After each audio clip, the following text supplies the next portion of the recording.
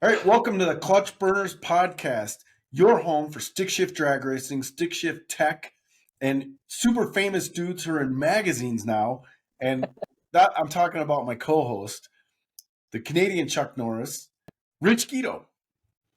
And that speaking was Bill. I need to upgrade my motor. Bang Ship Billy. and also today we've got a new member to the 8-Second Stick Shift Club, Bob Gruber and Nick Larson, who was a big part of making that happen at Sick Week. Absolutely. So we're super stoked to have you guys on. Some of the videos that you produce are just infectious, which is freaking awesome. And man, you made huge improvements this year. So we wanted to kind of chat with you and see what all went on there, and yeah, have some fun. Tell some stories. Well, Excellent. Rich, Looking forward to it. Yeah, Rich, I want to hear about your Sick Week stuff. We wrote down a couple of notes, and I want to find out first how that big old car of yours was driving without power brakes and without power steering. Like, let's see your biceps. Are they a little bigger from all that driving? Yeah, so I'll give a quick update, and then yeah, I'll give a quick update on my Sick Week, and then we'll roll over into Bob's. But yeah, really, the changes that I made before going to Sick Week this year were I removed 41 pounds, which was power steering and Hydro Boost for power brakes. And the other thing I did was I dry decked my block, so I don't have any communication on the deck surface between the block and the heads, except for the pistons and stuff. But there's no water in there anymore, so I don't have to worry about pushing head gaskets and pushing water out. So it's O-ringed as well. Water now goes through the block, out the back of the block, through the heads, out the thermostat, because when you drive from cold Canada, you need a thermostat. Mm-hmm. And then back to the rad. So first I'll talk about power brakes. The power brakes, I think that's fine. I don't think I'll put the Hydro Boost back on.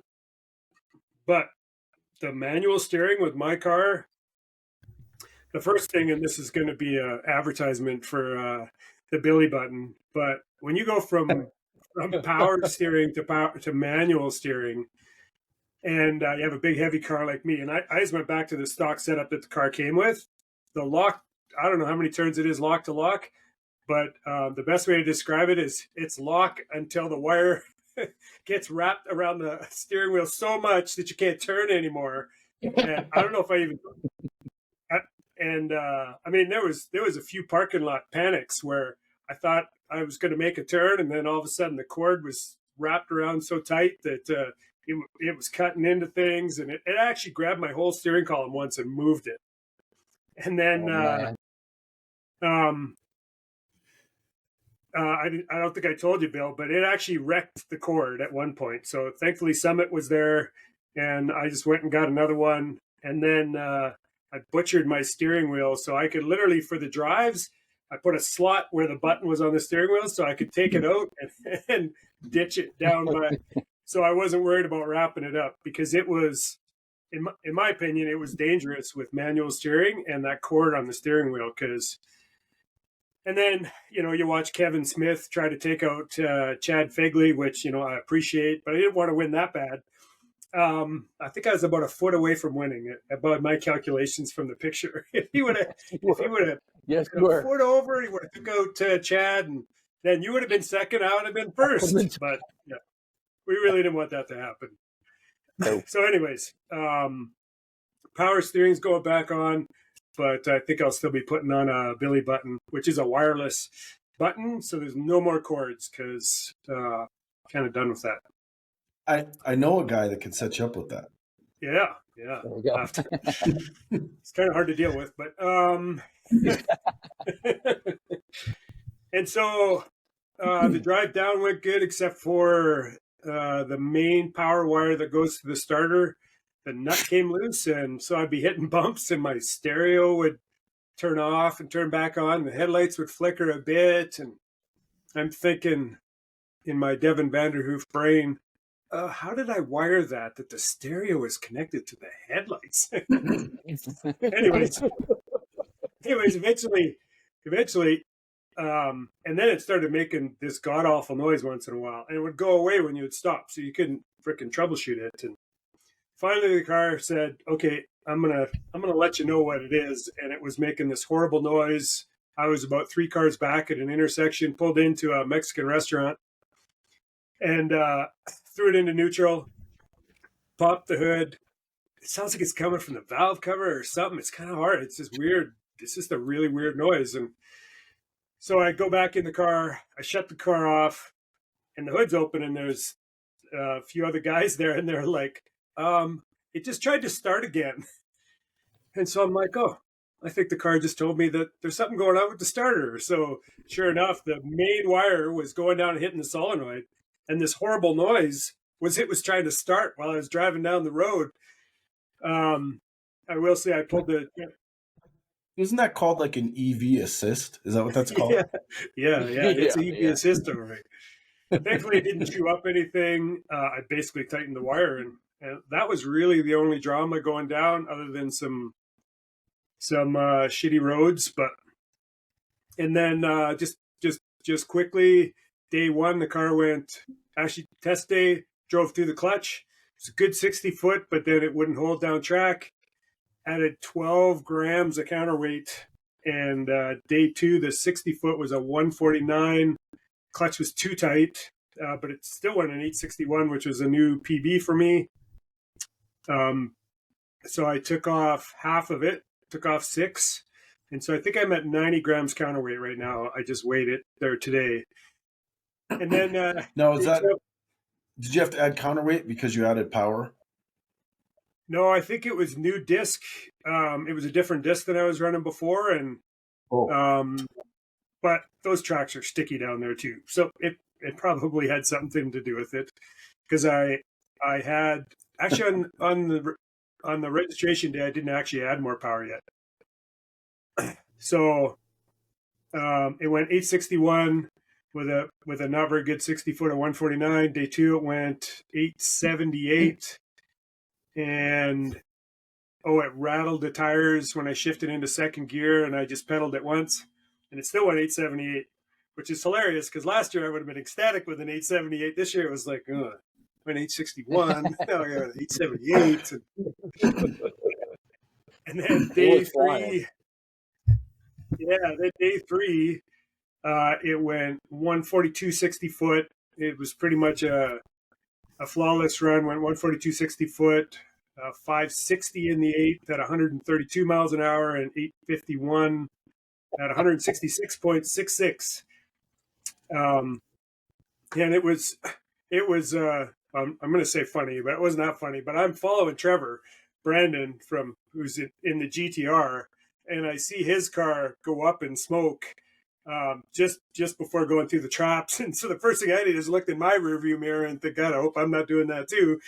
And then, the cool thing about this sport and these drag and drive events is I bet you I had 7 messages before I got off the track congratulating me on my pass.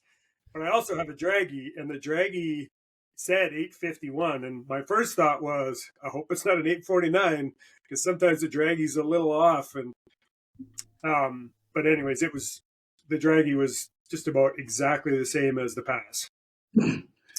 So and then no, go ahead. Go ahead. Yeah, you go ahead. So I got to tell a story here. So I was actually on vacation while you were at sick week, and I was in a warm place. And that first day, you're on 861, and I was just like, I was excited. I was like, all right, he's gone faster now. That's faster than my 870. I'm like, that's awesome. And then when you went 851, I was sitting there, and my fiance Courtney, and I looked at her, I'm like, shit. She's like, what? And I go, I have to buy those turbos now. That's not the best part. And then I immediately called the machine shop because I had to get a new block and stuff. And it was at the machine shop. And I called them and I said, what's it look like to O-ring this block? They said, well, that's perfect timing. We haven't even surfaced the heads yet.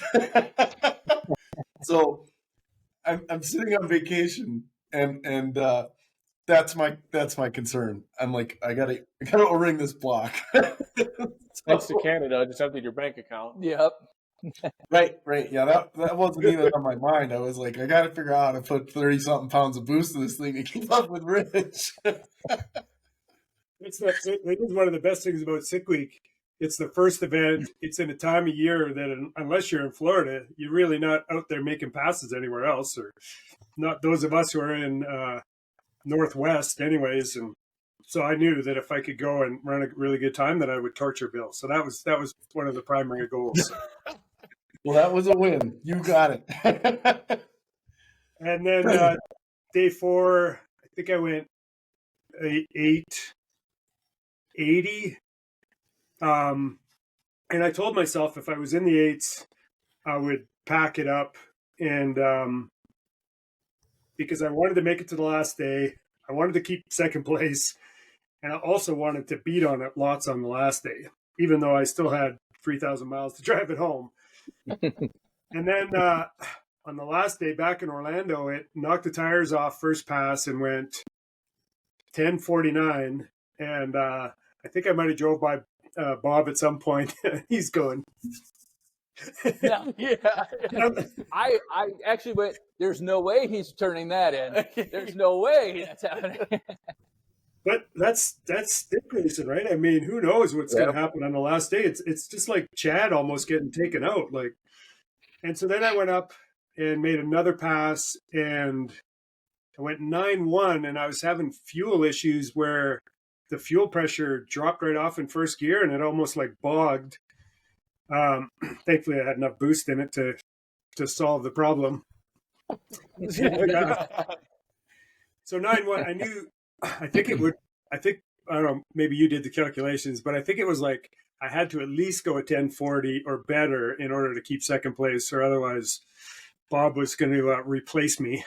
And so then I went back up again, and we had been troubleshooting the fuel pump, and we disconnected the intercooler water pump. So I made a pass without the water pump, but we had been running it a bit, so it kind of chilled it. And I was actually quite surprised. Usually I'm like 90 degrees going through the traps when the intercooler's working, and it was like 128 degrees. So it really didn't get that hot, but it scrubbed some mile an hour off, and still and still had a fuel pressure drop in second gear. And then I played with a bunch of wires, checked some stuff, plugged the intercooler back in, tried to make one more pass. And one thing I've had problems with before is the balancer coming loose. And so it was the best 60 foot. It went a 1:4:02 or something like that. Like everything was feeling great. And then all of a sudden it fell on its face and had like 6 loss of sinks, like right off the bat. It was no more time to make any more passes. So I handed in the 880, but every pass was in the 8s. My average this year was 871. My best last year was an 875. So, yeah, for me, it was a phenomenal week, and super happy with Chad and his performance. You know, he did great, and happy that he didn't get taken out by Kevin, and good driving by Kevin. But that was just quickly. That was my sick week. So no orange helmet, but second place and lots of personal bests. So super stoked. Huge congratulations, Rich. I'm really proud of you, honestly. I know you kicked my ass now, but mine's not back together yet. But I'm super excited. I'm super stoked for you. Yeah, I think it's so cool to refuel the rivalry between you guys. Yeah. Like that's going to be the best part, you know. And then me being a small block Ford guy, I'm like, ooh, I knew I was going to like this guy.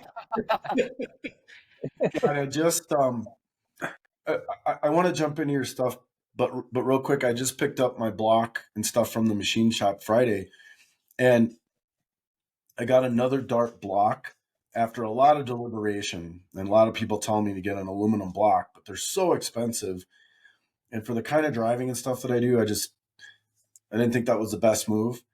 But I got a Gen 2. I didn't know Dart had a Gen 1 and a Gen 2, but they have a Gen 2 Iron Eagle. Yep. And it is significantly it looks like, especially the valley pan area and the lifter area, is significantly different than the Gen 1. I think it's like 12 pounds heavier or something like that. Well, it is. It's like 10. Yeah. I think it went from 185. Sure Yeah, great. It added 10 pounds. You guys don't even notice it at this point. But I think the block went from 185 to like 197. Does that sound right? Yeah, I have one in the corner over there. I think I got like the third one. Oh, and I still haven't done anything with it, but it's over there. Nice. But yeah. So I did take a little weight out of it. I had him cut it for a 903 lifter, so we took a little weight out of it, right? Yeah, there you go. but yeah, I just today started. I got the pistons back from getting line-to-line coating done on the skirts, and I got those back together with the connecting rods. And once again, I realized how much I dislike circlips, but they're back together. And then I started setting up the cylinder heads. I got one valve spring height set up, and then I quit to come in and have dinner and do this. But tell me about your setup. He's a small block Ford guy, Rich. Did you hear what he said? Yes. Small block Ford. Yeah, it's funny because we have like very similar setups, but Bob's is the one that we obviously are competitive with. Yeah, absolutely. Yeah, so I have a 363 small block Ford solid roller, F1X ProCharger. I think it's a Boss block. I'm not even sure if it's a Boss block. It's a Ford block. It's a Ford block, SVOR block, I think it is. It has a Crowler. It has like a Crowler crank. 9.2 deck height? Or no, what? it's 8.2 deck still. Oh, yep. 8.2. Oh. Yeah, the little baby bullet. Yeah. And it had heard a bunch of stuff. What was the year that you went down? You came back, you guys pulled the engine out just to check it out. It was kind of before we were helping you. Yep. And then you guys decided to go through the engine, and everything was pitted. It was like a lot of surface problems with both the inside of the rods, all the journals on the crankshaft. There was like corrosion on the piston skirts. It was really odd. It was like it came from the bottom of the ocean. Interesting. And I'm close with the machine shop that did Bob's motor at that time. And he says, hey, we need a small 3/4 stroke, 2100 main crankshaft. And I happen to know of one that had a big block Chevy crank snout on it, which for Bob and his blower shenanigans, well, I guess us too.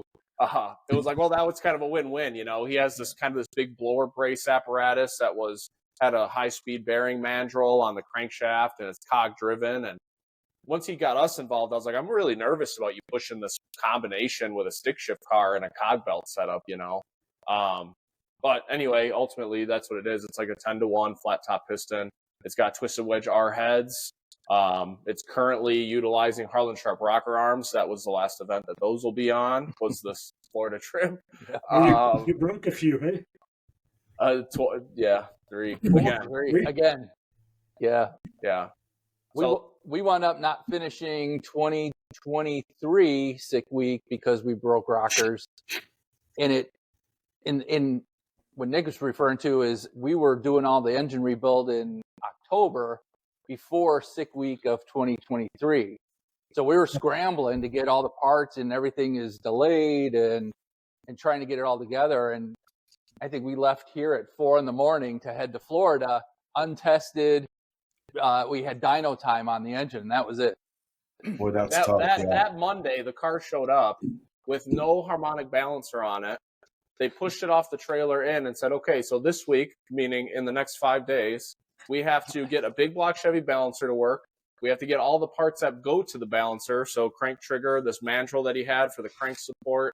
And then once we get it all together and running, we also have to dyno it before it goes to Florida on Friday. So, I mean, I think we probably spent a good portion of his retirement fund on next day shipping stuff. Yeah, back and forth to figure out how we were going to get this accomplished, you know, but it worked out. Wow. So, and then broke rocker arms. So on the journey. Who's cam kind of rough specs? Can you share that secret stuff? It's got a Crowler. So they switched camshafts during that rebuild process, and I think it's Crowler cam, isn't it?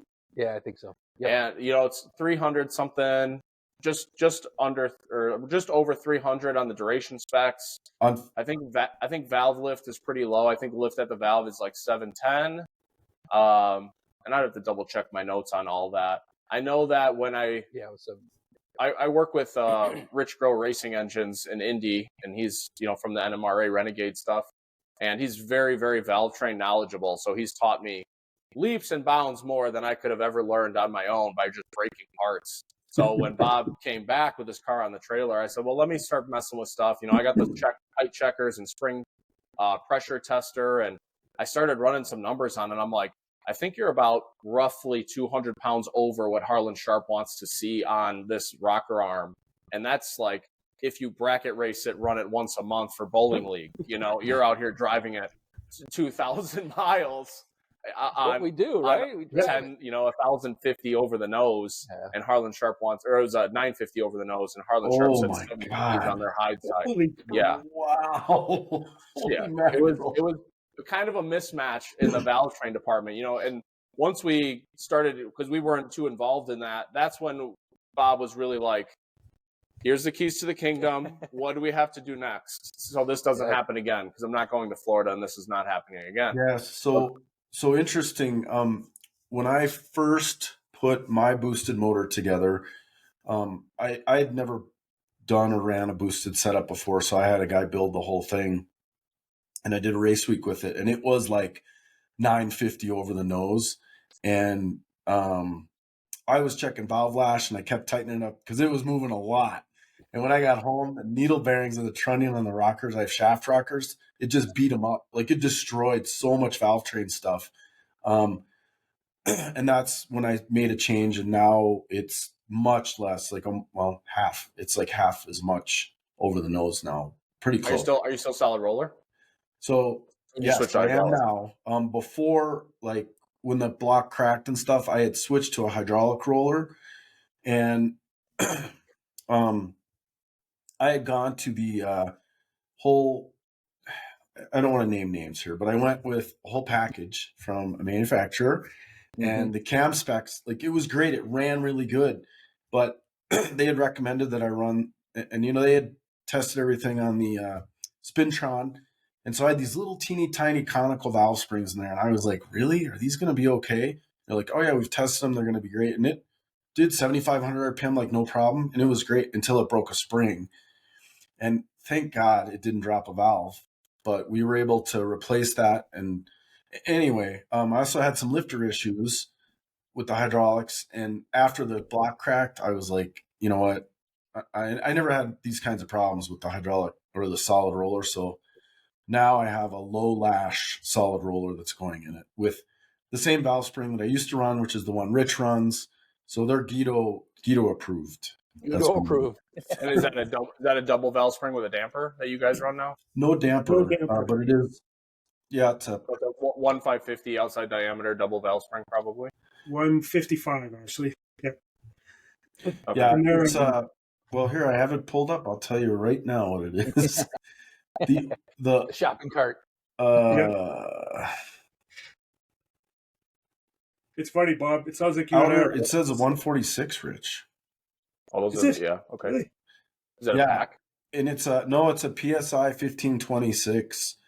So at my installed height, which is going to be 185, it's 262 on the seat and 551 open with 648 valve lift for my new cam. Okay. That's very similar to what I have in my red car, the Tramp, which is kind of similar to Bob's car, but a little bit more street friendly. But that's very similar. So it's really not far off from the hydraulic that I had. It's really close to that. So it should be pretty happy. And now, especially with the 903 or 904 lifter, however you call it. And then I'm waiting for the valve train to come back from Crower, because they're putting some, what do they have, that special heated tip or something they got for them, heat treated tip coated. I don't even know. Lewis told me about it at PRI, and he was telling me that they had a circle track guide that, when they go around the corners, the oil would always go away from one side of the motor. He was burning up tips on the rockers on just the one side. So they gave him these ones, and that stopped. He's like, they're the most amazing thing ever. He goes, you got to send me yours. So I did as soon as I got home, and I'm just waiting for him to come back. So And that's on the tip of the valve or the tip of the rocker? Tip of the rocker. Yeah. Interesting. Yeah. So yeah, that's about it, and it's O-ringed. So I've got a new I have a new program now with a copper head gasket I've not dealt with before about heat cycling it, and then I got to pull a valve train and maybe even pull the headers to retorque the heads. Right. I'm going to see if I can get a crowfoot to work in there.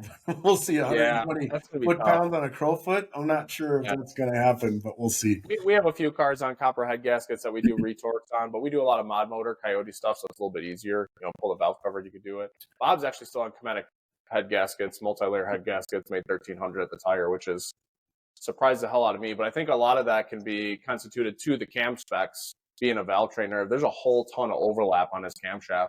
In fact, if you watch any of Bob's passes, you're like, that thing has got to be fat as a hog. It is like blowing black smoke on every pass.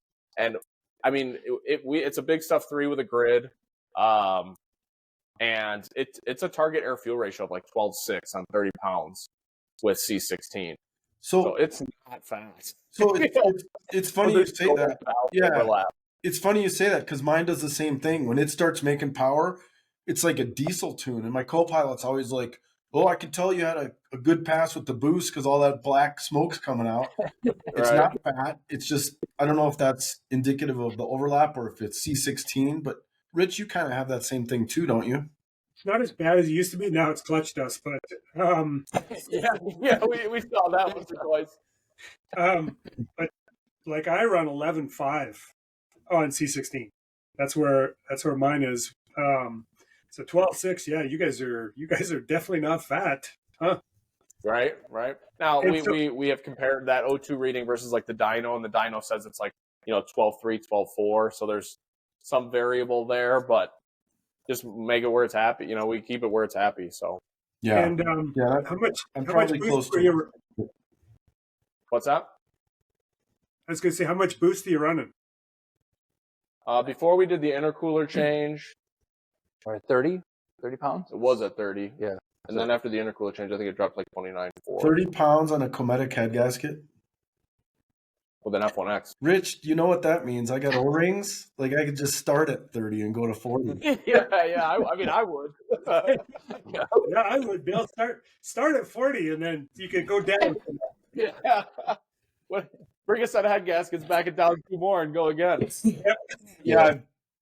The most I've ever run is 20 pounds. Well, I did have a dome pressure sensor fail, and it spiked to 27 once, and it felt pretty great. But it wasn't happy after that. I think I did pop a head gasket. But, yeah. So why don't you guys tell us the changes that you made from last year? Because I did watch your video, Nick, and the improvements were amazing. Why don't you tell us a little bit of that change that you made, and that'll kind of finish the engine piece, and then we can talk clutch and tranny. And I think the finishing part would have been the valve spring experiment. So we have a lot of cars. We have a lot of customers, clients that we kind of experiment with their cars. I don't like to put it that way, but you just did. but that is what it is. I mean, I have what I would consider some of the best leadership, in our area or in the country. So I'm not just throwing darts at a wall, but switching the valve spring to go back to the broken rocker arms. So it sounds like we want to remain nameless, but the orange rocker arms that are on this car. I think you said it earlier, but it's okay. Yeah. They would peel the whole top off the fulcrum. Okay, so it would break right above the bearing. That's how it broke in 23. Yep. And it got to the point where it was clearly heat fatigue, because Bob drove it for an hour and a half. We made dyno pulls. He got through day 1, and then he drove it like an hour and a half. Then all of a sudden it broke one. And then he put a replacement on, drove it 5 minutes, broke another one. Put a replacement on, drove it 7 minutes, broke another one. And it was never the same one. It wasn't always exhaust. It went back and forth, side to side. So when he got back, our experiment was, I talked to the engine builder. I said, hey, we're going to try this spring. This is what I think is going to work. He's like, well, I think it should have more pressure. Well, we'll find out. So it was, I think we took 46 grams of weight off of each valve by going to the small, a 1550 OD endurance series pack spring. I don't remember the exact part number. But we had to change the retainer, of course. So it was a lot lighter, and it had 200 pounds less. I think we set them up at like 275, 740. So it was still tipping the Was it heavy a- side for that was it aluminum maybe a- rocker arm. Maybe it packed 1225. Probably. Yeah, I used to run those. Yeah. And then we put it on the dyno, back to back, and it actually carried the horsepower out another like 75 RPM, made identical power, but it didn't lose it for like another 100 RPM. So I think we ring its neck like on the dyno was like 8250 is what we were revving it to. And what size push rod you running on that? It's a 3/8 push rod. Wow. Okay. So that's what kind of that. Once we had that combination, we thought we were good. So then that system moved into Six Summer. Yep. And we didn't really you didn't have any problems at Six Summer, and driving it to Drove it. car shows and stuff like that, no problems. Yeah, finished Six Summer with a 9.6 average. Just shy of 150, I think. Mm-hmm. Yeah. And that was top 5. And top 5. That was top 5 Because Rich wasn't there. Yeah, because Rich didn't come to the Midwest. Because Rich wasn't there. I don't think you did either, Bill. Either did Bill. No, not this one. Yeah. So that was that. Then we thought we were pretty solid on the as far as the changes. We thought we were pretty good. So our list of changes for Six Summer, when Bob came in and said, "Here's my list for before 24," valve train was not even really on the mind. We thought we kind of had that squared away. It had 2,000 miles on that setup. He let me drive it a few days so I can go enjoy it, and I drive it a lot different than he does, and I didn't have any problem. A lot different. Yeah. So we thought it was going to be okay, but maybe excessive tread wear on the rear tires. Yeah. Issues. Yeah. Cooper Cobras don't have a chance. I mean, when it happened, when we got it running and I reset all the heights and got everything where I wanted it, I said, "Hey, Bob, come to the shop. I'm about to start your car." He says, "Okay, I'm on my way." So he got there. I said, "How far did you drive before it broke on Summer 23?" Or Sick Week. And he says, "Oh, it was about 72 miles." I said, "All right, we're going right now." And we drove it 85 miles in some random direction and turned around and drove it 85 miles back to the shop. I said, "All right, we're ready." Nice. Yeah. And that's when you did the change on the intercooler as well. Was after Six Summer. Well, that was part of Sick Week 20. It's so hard to go back and forth between the Sick Summer and the Sick Week stuff. But that was for Sick Week 2024. That was on the list. Was intercooler change. We wanted to change the exhaust. What else? What else we had to do about it? Intercooler, exhaust. That was the main. That was it. That was where we thought we could try to free up some horsepower. We've done some experimentation. I dabble with fabrication, so I taught myself to weld on YouTube, and then it kind of snowballs into doing a lot of fabrication work. And one of the things I wanted to try was to build an intercooler. And Bob had a ProCharger. I have it on the floor over there, a ProCharger 1300 style intercooler. And we were seeing intake air temps as high as, like you said, your intercooler pump off was 125. He would roll out of the burnout box at 125. Yeah. With that ProCharger intercooler. Yeah, I was just saying, like Rich sees 80, 90 degrees at the end of the track. I'm like 170. It's a 50-degree rise that I see on a pass on my air-to-air. And I wanted to ask you, Rich, you brought it up, the temperature that you noticed the pump was off, and it raised 38 degrees. You said it went from a 90 average to a 128 average. Yep. What mile an hour did it lose? 5. So it lost 5 on that 30 degrees. That's crazy. Crazy. That's a lot of horsepower. Yeah, Matt Blasco is always preaching about that. He's like, you don't understand how well that intercooler or how much horsepower that makes. And I was surprised. I was like, because I didn't know it was unplugged, and I'm like 158. I'm looking at my time slip. I'm like, what the hell? Hope I didn't hurt something. And then somebody said, hey, that. Now, do you have a manifold air temp? You have MS3 in that car. Yeah. Did it get into a manifold air temp timing retard as well, or was that based on intake air temp alone? That was intake air temp. I don't think I have a retard till like 170 or something like that. Okay, so that's pretty aggressive then. Okay. Yeah. That's what I was curious, because Bob's would go to, now his big stuff, so he does not have also, I think C16, you guys all run C16, which is an interesting fact about this situation. but he would run 230 degrees through the traps with that ProCharger 1500 intercooler on it. I mean, it was just like you first and second gear wouldn't see too much of a rise, 10, 15 degrees each gear. But as soon as you click that thing into third, it was like, I mean, it was just going to go to the moon. And then fourth gear, it would go from like 170 to 230. I mean, it was just nuts. Yeah. So you were seeing, 100 plus 150 degree. Is that right? Yeah. 100 plus degree rise. We went from 130 to 230. Yep. Wow. Yeah, that's a big. I would say it was probably average in the 90s. So What? what? And That was was that? before the changes. Yeah. That would have been 6 summer or 6 week 22, Yep. 23, 6 summer. All those events up until now, he was dealing with those, which is kind of goes hand in hand with the mile an hour was never really where the car should be. Like I said, I didn't even average 150, so it was like 148-ish, something like that. But the car made 1050 or 1020 to the tire at that time. Yep. But it didn't mile an hour like it did. And that was an air-to-air intercooler. So what change did you make in the intercooler department? So that was the most recent change. So we decided to took the front end off of Bob's car, saw how the routing was. So, I mean, I was starting to do, I was actually listening to your guys' last podcast about the PRI recap. And Bill, you sent your intercooler design to somebody to get catted. That's a cool concept. I wish I would have thought of that. But what I did is I found a few of the only videos about intercooler flow design was by Rob Dom, who had an intercooler style that blew in the top, came down, then they had a shared tank on the bottom and went up through a second core and then out this side. They thought that having 2 cores was going to be more important than having the flow efficiency. Mm-hmm. So they realized that was not the case on his study. Then digging deeper, Richard Holdner did a test on piping size and intercooler size on the same pulley, same engine combination, and how much it increased. And basically between the two of those things, I decided that the bigger the better, and the biggest ain't going to be enough. So, it's like we're just going to make as big as we can fit on the front of your car, Bob, and we're going to see what happens. So let's back up. I want you to kind of, because Rich told me about this before you guys got on.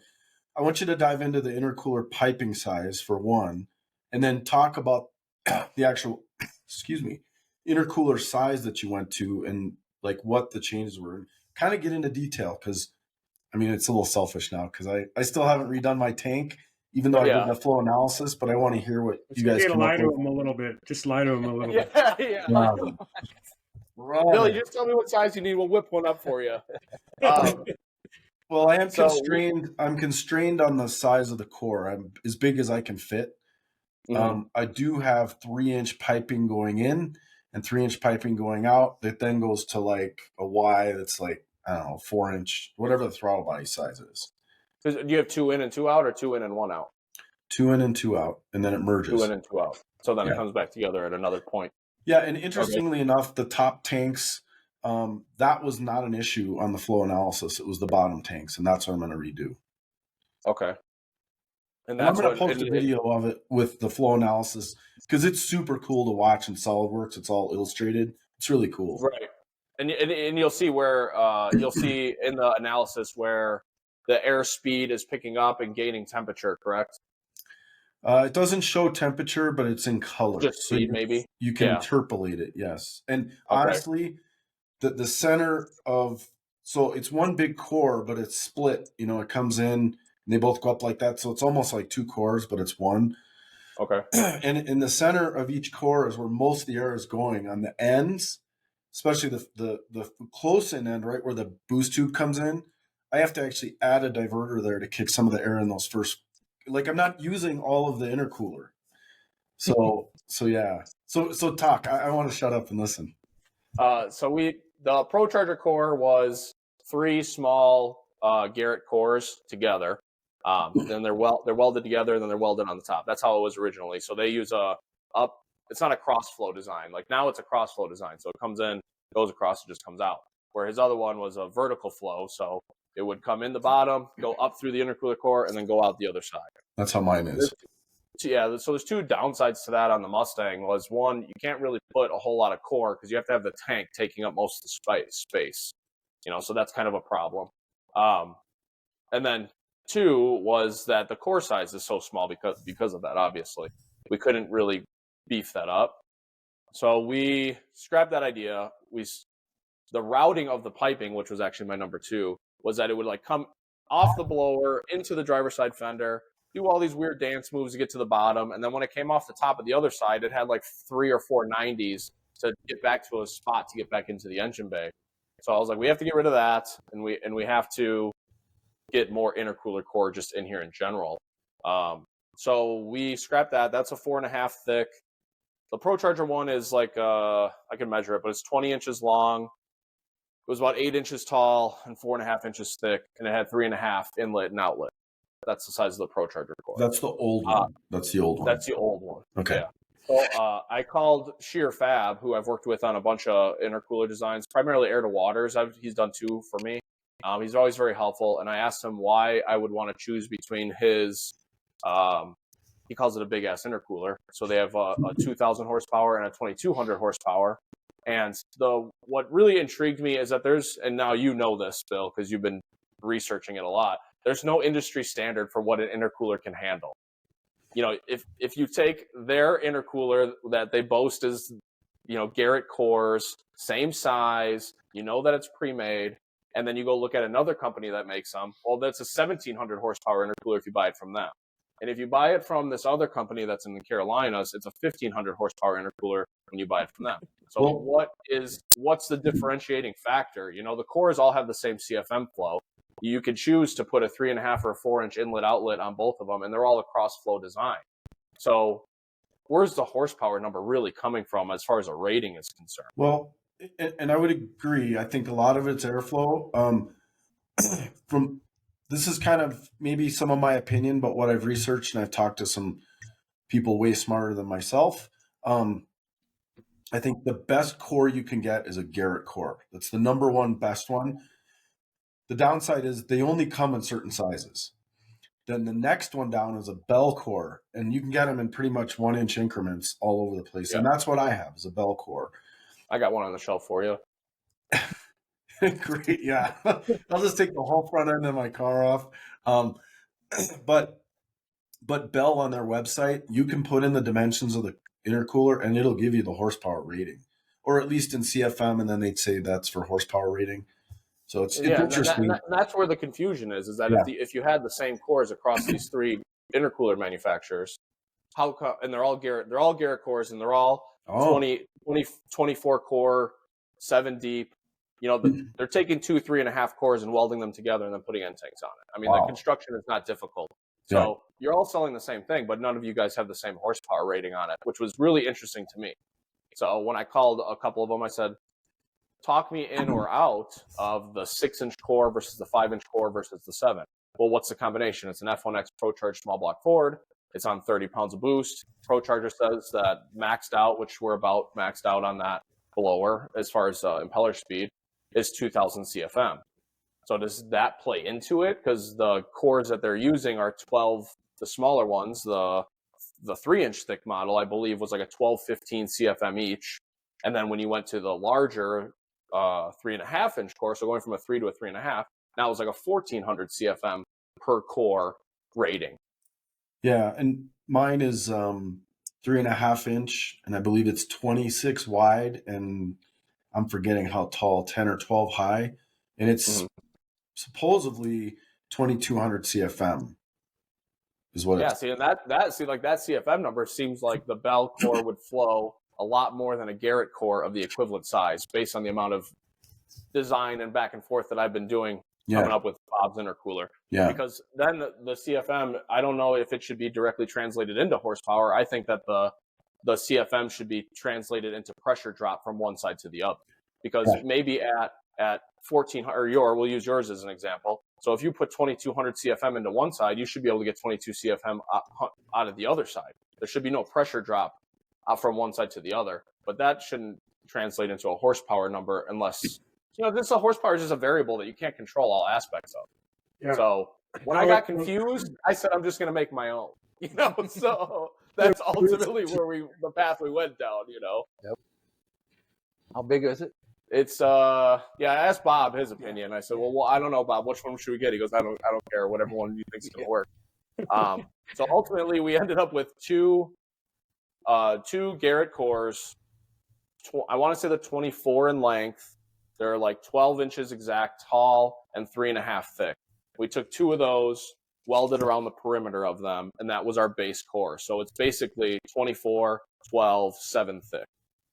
It's thick. Yeah, It's that's thick. Yeah. And then it's funny that you bring up the diverter, Bill, because Treadstone intercoolers do that in their cast intercoolers. They have diverters. Now, they put it in and out, which is kind of silly, but they don't know which way the end user is going to be utilizing it, obviously. You know, so if you're going to be blowing into this side or that side, they put the diverters in both sides. And they cover up about 50% of that inlet, and then the diverter starts and picks up on that. So on Bob's, I kind of wanted to do that same thing because in some of the CAD SolidWorks drawings I saw, like the last inch of that top of that core, especially where the end tank's going to get really narrow, you're going to have a dead zone, and it might not even use those last 3-4 bars of the intercooler, which I think is one of the reasons why that. And this is just speculation because I have no idea. I have no idea what I'm talking about in general, but. That I think that Garrett doesn't have as many tall vertical flow or horizontal flow intercoolers because maybe at some point that height doesn't matter depending on how the end tanks are designed. You know, like you're gonna only use this much anyway. You know, if you have an intercooler this tall, unless you have two inlets to blow in to get 10 inches of use, there's no point to have a 20-inch one when you're only going to put a 3-inch pipe in the bottom 30% of that anyway. Yeah, and I think part of it too, and I seen this on mine for the air-to-air because I use one of those sprayers, you pump it up, and we spray that intercooler down before we make a pass because aluminum... Cheated up air-to-air over there. Well, here's the deal. Aluminum is a huge heat sink, and really in a drag strip pass, I would question how much actual air-to-air heat removal is happening. You're relying on the heat sink of that intercooler, okay? And if you can chill it or get it cooled down as much as possible before you make a pass, and that includes maybe running the fans to pull air through it before you make a pass. Like if you can do all that stuff beforehand, I think that helps because I'm always at least 100. You spray with acetone. Well, yeah, you could. Now I've done some research on the and I think they do this on the import cars and the Subarus. I know the WRX, they have this thing on the front and it squirts windshield washer fluid on it. It's like a factory option. It's like super cool. Yeah, that is cool. Nitrous makes one where you can squirt nitrous on that thing. But I've seen some test results and it was like the difference was nothing. Like it didn't make sense for the weight of adding all that to the car. Right. So I think the more you can cool that before each pass, the more effective it's going to be. But the thermal heat sink of that intercooler, I think, is the biggest advantage. So, like you were saying, if you went with a humongous intercooler, you may not be utilizing all the crossflow area for airflow, but you have a lot more heat sink. Yeah, that's true. It'll dissipate the heat to keep it cool over time. It's tough. Or you can just go to air to water and have 80 degrees at the end of a pass. Yeah, or you can just leave it off and run at 125. Yeah, although and this is something to consider too. So, Rich, yours works really, really good, but you're making 17 pounds of boost, right? Yes, 17 pounds of boost and probably at the crank, probably somewhere in the neighborhood of 1,600 horsepower or something. Yeah, so I think that is a difference between 17 and 30 pounds of boost. I mean, you're really on the upper end of that compressor map.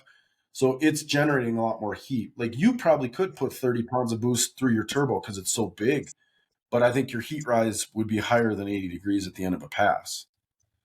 Right. Yeah. We'll see. So, and you're getting no heat rise.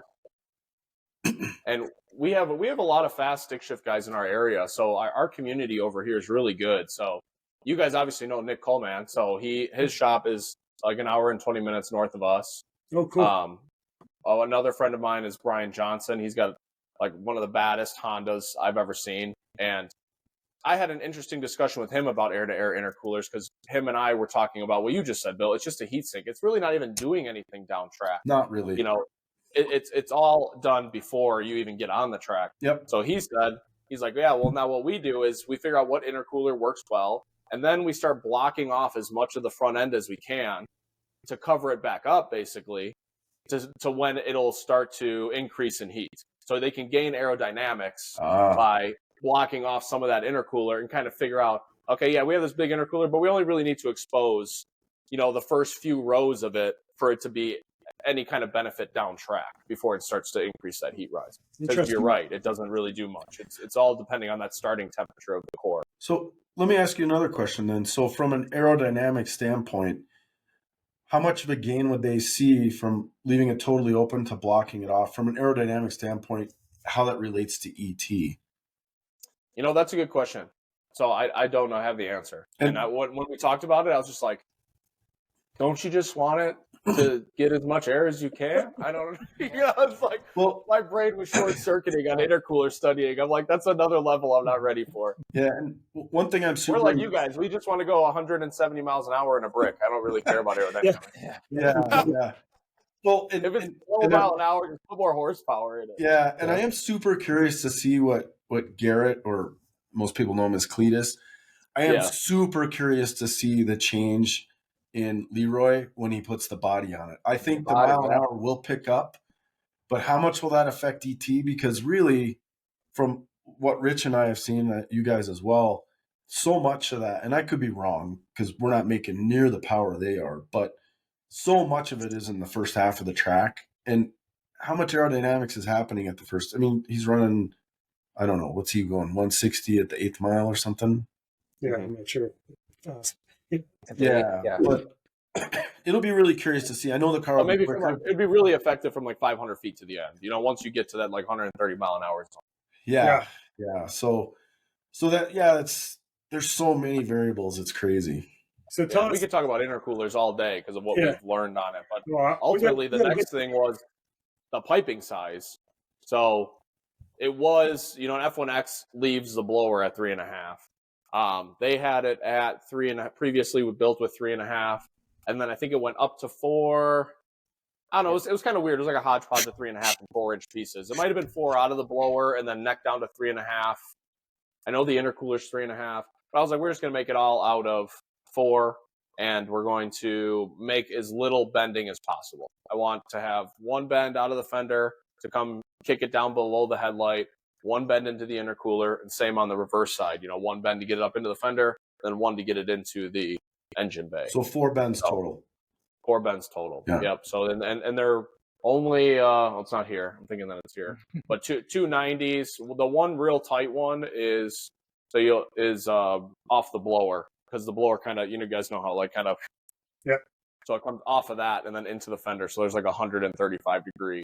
Its initial bend, which is less than desirable. On my car, I have it so the volute blows down, so we will be able to not have such an aggressive bend at that first initial radius. But his has a front plate in the way, so we weren't able to do it that way. And you guys dynoed before and after, right? Yeah, we did. So before it made 1170 at the tire, no engine change whatsoever. No pulley changes, no nothing, just the intercooler and the exhaust, which we didn't talk about yet. And then it made 1300. It made 1297. So it picked up over 200 horse with the intercooler and piping size change?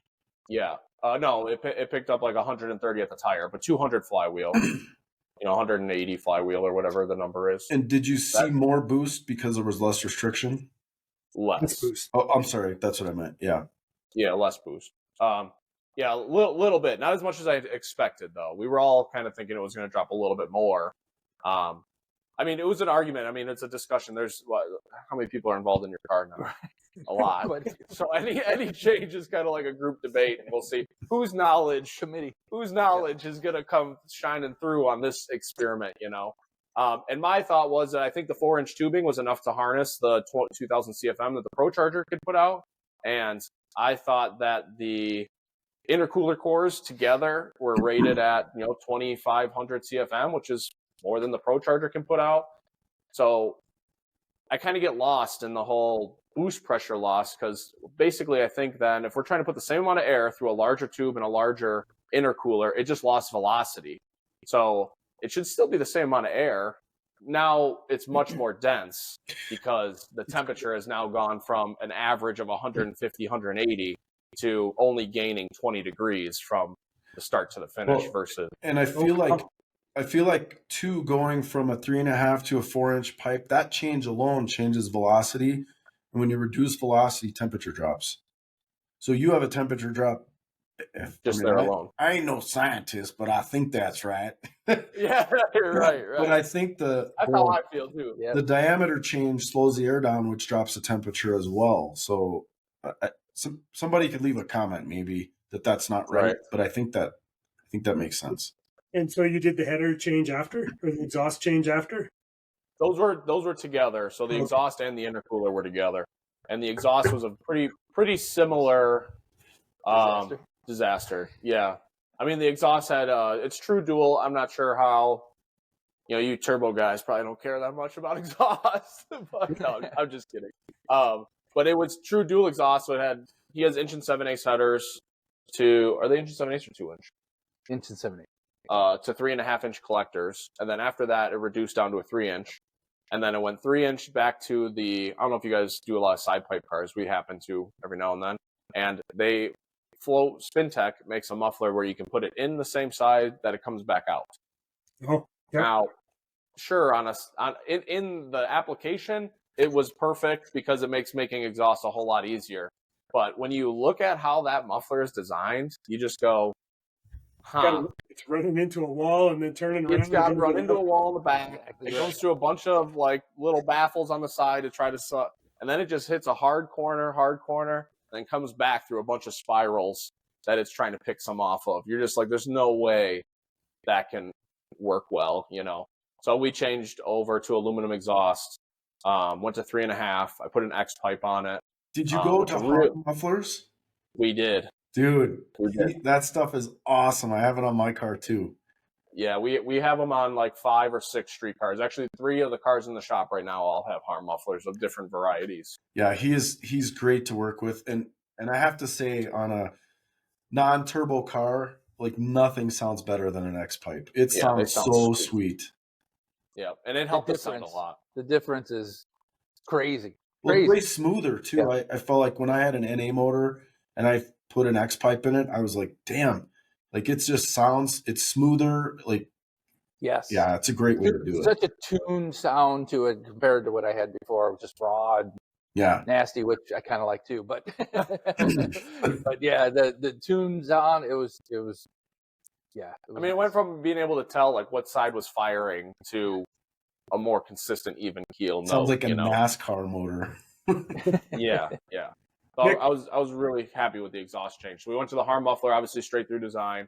Bob's got a really unique exhaust, and I'm sure he's got pictures and videos he could send you guys of all this stuff. But his exhaust actually goes up through the floor in the tunnel, into the back, what would be the back seat area, in order to come out the quarter panel like everybody loves. Yeah, it's unique. I saw it on a show once, and I went, I want one of those. I like it. He went out the side of a Camaro, and I was like, yeah, that's really cool. Okay.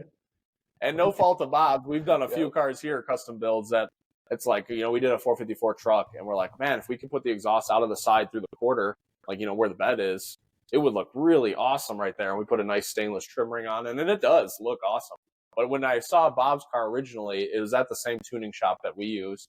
And I'm like, how? I know what the inside of that car looks like. How did they get exhaust right?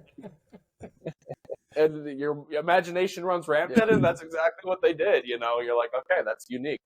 And he wouldn't let me change it. So we just had to upgrade what was there. Gotta stay. Yeah, it's gotta stay. Get some pictures. We went to 3.5 all the way through. And then in the car, so it's all aluminum underneath, right? From the headers to, call it the back seat, basically the drive. I wouldn't say drive shaft yoke. the back seat, back of the door, that's aluminum. So that section. And then the mufflers are aluminum. And then after that, it's got an aluminum 90 that goes up into the floor with a transitional V-band. And then it switches to stainless. So all the stuff inside the car is all stainless. I said, well, God forbid if something is to crack or break, I don't want it to be the stuff that's in the car, because that's going to be a bigger problem. A little foreshadowing. It definitely cracked and broke. we broke the aluminum exhaust. We had some problems. Which that was interesting. So anyway, after doing both those changes, that's what netted the horsepower. Now on the Tramp, on my car, that's got an F1A94 363 R-headed hydraulic roller, very similar. Bob made 70 more horsepower with his combination than I did. He's on C16, I'm on E85. So it's kind of a fun battle that we got going on here because mine's way more street friendly than his. I like the lash valves, take the pump covers off, So what do you, round. I'd be bored otherwise. I mean, what do you attribute the power difference to if they're so similar? Is it the fuel or is it something else? Well, he's got a F1X versus my F1A94. So, if you're going to go off the CFM ratings, he's got 400 more CFM of power adder alone. That would do it. Okay. And then he does have a solid roller camshaft that is more aggressive, has more lift and duration. I would say that if you were to put the two combinations next to each other, no offense, Bob, the Tramp's combination is a little bit more impressive for what it is. When you put it next to Bob's, which is like a full-blown race car that you can't really drive at like 2,300 RPM, right, Bob? Wait a minute. I think I just completed 60. I don't know. Third place out of 27 cars. I think you did all right, Bob. It's hard. You can't be in competition with the guy that's going to work on your car because he's going to start making it slower. Let me help you tune that up before I race. Okay. Yeah. No, it's a great. But I would say that the power adder is probably the main thing. Cool. Maybe and then now we're gonna further test the intercooler because the Tramp has a Treadstone 4.5-inch core. It should be a decent intercooler, but it's 3-inch piping. And I see temp wise, I usually start my pass around 100, and it will finish about 160. And then it was about 150, and then I pulleyed the blower last year, and that gained me a lot. I mean, it was like I just hit the tipping point of that intercooler's capability. And now I'm seeing about 70-degree rise. So if I can get mine down to 20, like Bob's, I already have full 3.5-inch exhaust on mine with tailpipes where the exhaust should be. And so I'm not going to change the exhaust. So it'll be an A-B comparison on intercooler sizing. I'm going to also upgrade to the 4-inch like we did on Bob's. And I'm going to build the same intercooler that we did on Bob's. So we could just see more of a direct comparison on the intercooler and intercooler piping alone. So you said now it's a 20-degree increase as compared to 100. Yeah. Wow. Yep. That is huge. Giant. Yeah. It's the same temperature for the first 3 gears. Yeah. It leaves the line at like 101, and when he puts it into fourth gear, it's at like 107. And then fourth gear, it's like. That is impressive. Yeah. That's impressive. Yeah. We couldn't have been happier with that. I mean, that was the best time. It showed in mile an hour too. Yeah. It jumped like 13 mile an hour from his last track outing. Crazy. So let's move a little further down the motor. Get you Ford guys out of this. Let's talk about. So what clutch are you running in there, Bob? We have a Black Magic clutch. We just changed it right before sick week. I had a RXT in it before. Actually, it was actually a street twin. A street twin. Oh, same as Billrun's. Not quite. It's like a larger diameter RST. Yep. It's a 10.5-inch disc. Yeah. Yeah. That one, the street twin is an 11-inch disc with organic clutch material. So it's like a big version of an RX because the RXTs are only like a 10-inch clutch. Right? It's like 9 3/4 or something. Yeah. Yeah. That street twin is a transmission, rear end, drive shaft braking machine. It was for me, anyways. That thing would hit so hard when I didn't have any adjustability or like a bank-shift Billy or something. Yeah. And you're right, Bill. Then you're right. It is a 10.5-inch disc instead of the 9 3/4. Yeah. It didn't go all the way up to 11. And you can they can make that with ceramic discs. Basically, it's just a bigger version of an RXT. Yeah. And that was the first clutch I made an 8-second pass on, but then it wouldn't hold any power after that first pass. So, like it slipped just perfect, and then it was done. So we were between that. We talked to McLeod, and they said the same thing. They said we can make it with the heavier pressure plate. Not the heavier pressure plate, the material of the clutch plate. You just said it. Oh, ceramic. Ceramic. Yeah. Ceramic Instead of pucks. Yep. And I was like, oh, I don't know. I kind of want to get into the adjustable clutch stuff. I haven't played with one yet. Bob's kind of willing to let me play with it on his car. So Yeah. that was kind of the route that we decided. As long as he came with, that was the deal. Yeah. He had to come with. There's no way I was taking that on myself. Right. Perfect. I mean, over that, Rich, what do I do? Yeah. So is it a 10.5 or 11? The It's an 11. So okay. single. So it's six finger? Yeah. Oh, yeah. Okay. That's what I thought. I couldn't remember. I know that we had talked that one day and talked details, and then, I don't know, too many gas fumes after that. I couldn't remember. Blow the exhaust off of it, and then tell me how many gas fumes you got to deal with. Yeah. So it's the same as yours, Rich, right? Yep. Yeah. And Now, do you remember? I don't know how many people have that exact clutch. It doesn't seem like there was. Does Chad have a 6-finger 11-inch in his? I think he does, actually. Okay. Yeah. All three top had the same clutch. Yeah. Yep. All of them are black. Like, I don't think he's got one of the newer style ones or anything. I think he's running the exact same as us. So that's pretty cool. All three of us running the same. Do you remember where you ended up for base and counterweight? 2.5 base. I have to measure the counterweight when it comes in just to see if my notes were accurate as I was plus minusing throughout the whole week. Yeah. But I think it had 60, 65, somewhere between 62 and 68. It's got like 2 washers, 3 washers, 2 washers, 3 washers. Yeah. You know, we started playing that whole staggered game. And what's that car weigh? It weighs 3520 with me in it, which is about 3260 without me in it. Okay. All right. Just a lightweight. Yeah. Compared to Rich, that's for sure. Oh, Bill, too, you're the same, right? Yeah, you're up there, right? Who's heavier between you two? Well, now with this new block, I added 10 pounds, so I'm probably back it was just under 3,700. Rich laughed. Now it's going to be like 37, but now I can put 30, 40, 50 pounds of boost to it and be okay. Now, is that with you in it? Yeah, that's with me in it. Oh, that's not really that bad then. Okay. Yeah. You're what, 200 pounds ahead of us? Yeah. So Bob, tell us how did that clutch feel, street driving and even racing? What did you think? It was completely just a way new experience because we faceplated the trans as well. Yeah. And it just got done before we trailered it back to Florida. So my girlfriend and I headed to Florida a week early, and then Nick flew down a couple of days later so we could test the week before. And the clutch pedal is, this close to the ground. It's just one of those like just engaged sort of things. I mean, it's super compared to where it was before. So the travel was something to get used to. And then just shifting a faceplated transmission is just like, oh my Lord. It took a bit. So is that a cable or hydraulic or mechanical actuated clutch? Cable. It's the cable, yeah. Okay. Yep. And so pedal pressure on the street? What did you think of the pedal pressure on the street? Super light. Like compared to, a Mustang clutch where you got a leg, huge leg because you're pushing that thing. It's like air now. I mean, it really was light feeling.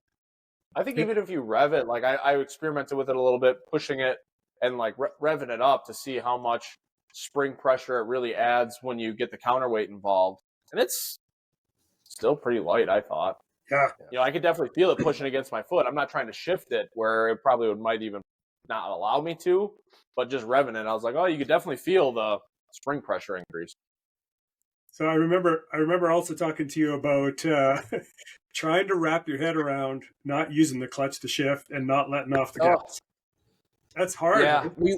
It's very hard. I mean, the muscle memory that you had to try to, exactly, to reprogram your brain. Like, and he's kind of coaching me, right? All right, this is what you got to do. Okay. And we go make our first pass off the trailer, and I'm yelling at because we have cameras inside the car and stuff. And I'm talking to the camera afterward. All my training is out the window. I hit the clutch. I'm hitting this. The car is cutting off. I'm coming back on. It's doing all kinds of stuff because I'm touching the clutch pedal, which I shouldn't be doing.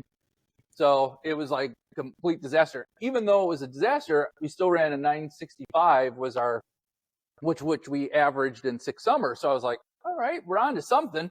I mean, with all that bad that just happened, if I could just somehow figure out how to keep my foot away from the clutch pedal after we get going, then we're in good shape. So it took a little while.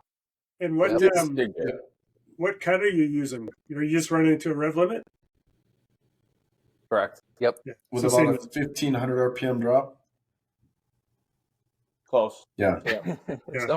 Well, we do. So we're kind of in a debacle. So we have I was going to try to get the car here to be in the background. We have a 4.6 mod motor with a VMP and a Fox body.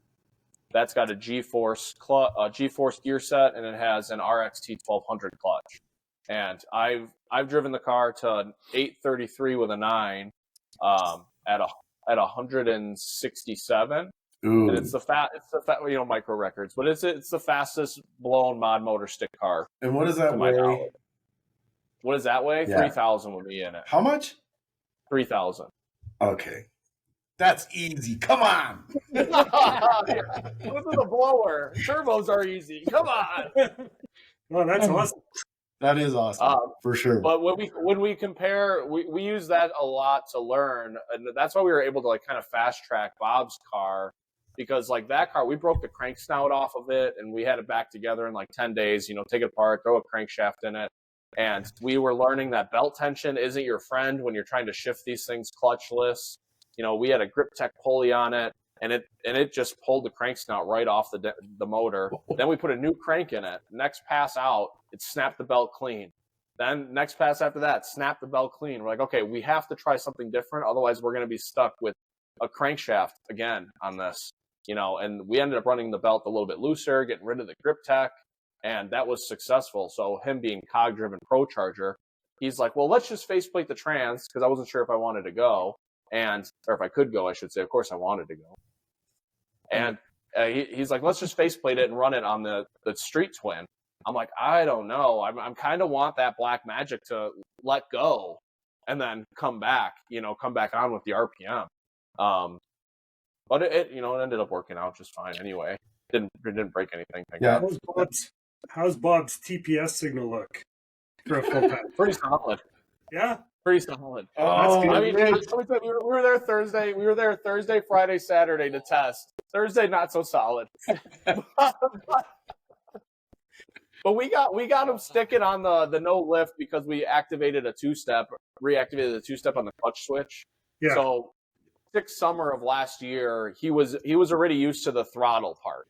He could stay planted on the throttle and bap the clutch all the way down so it would activate the two-step so he can disengage and shift the synchro trans, which helped a lot with his ET.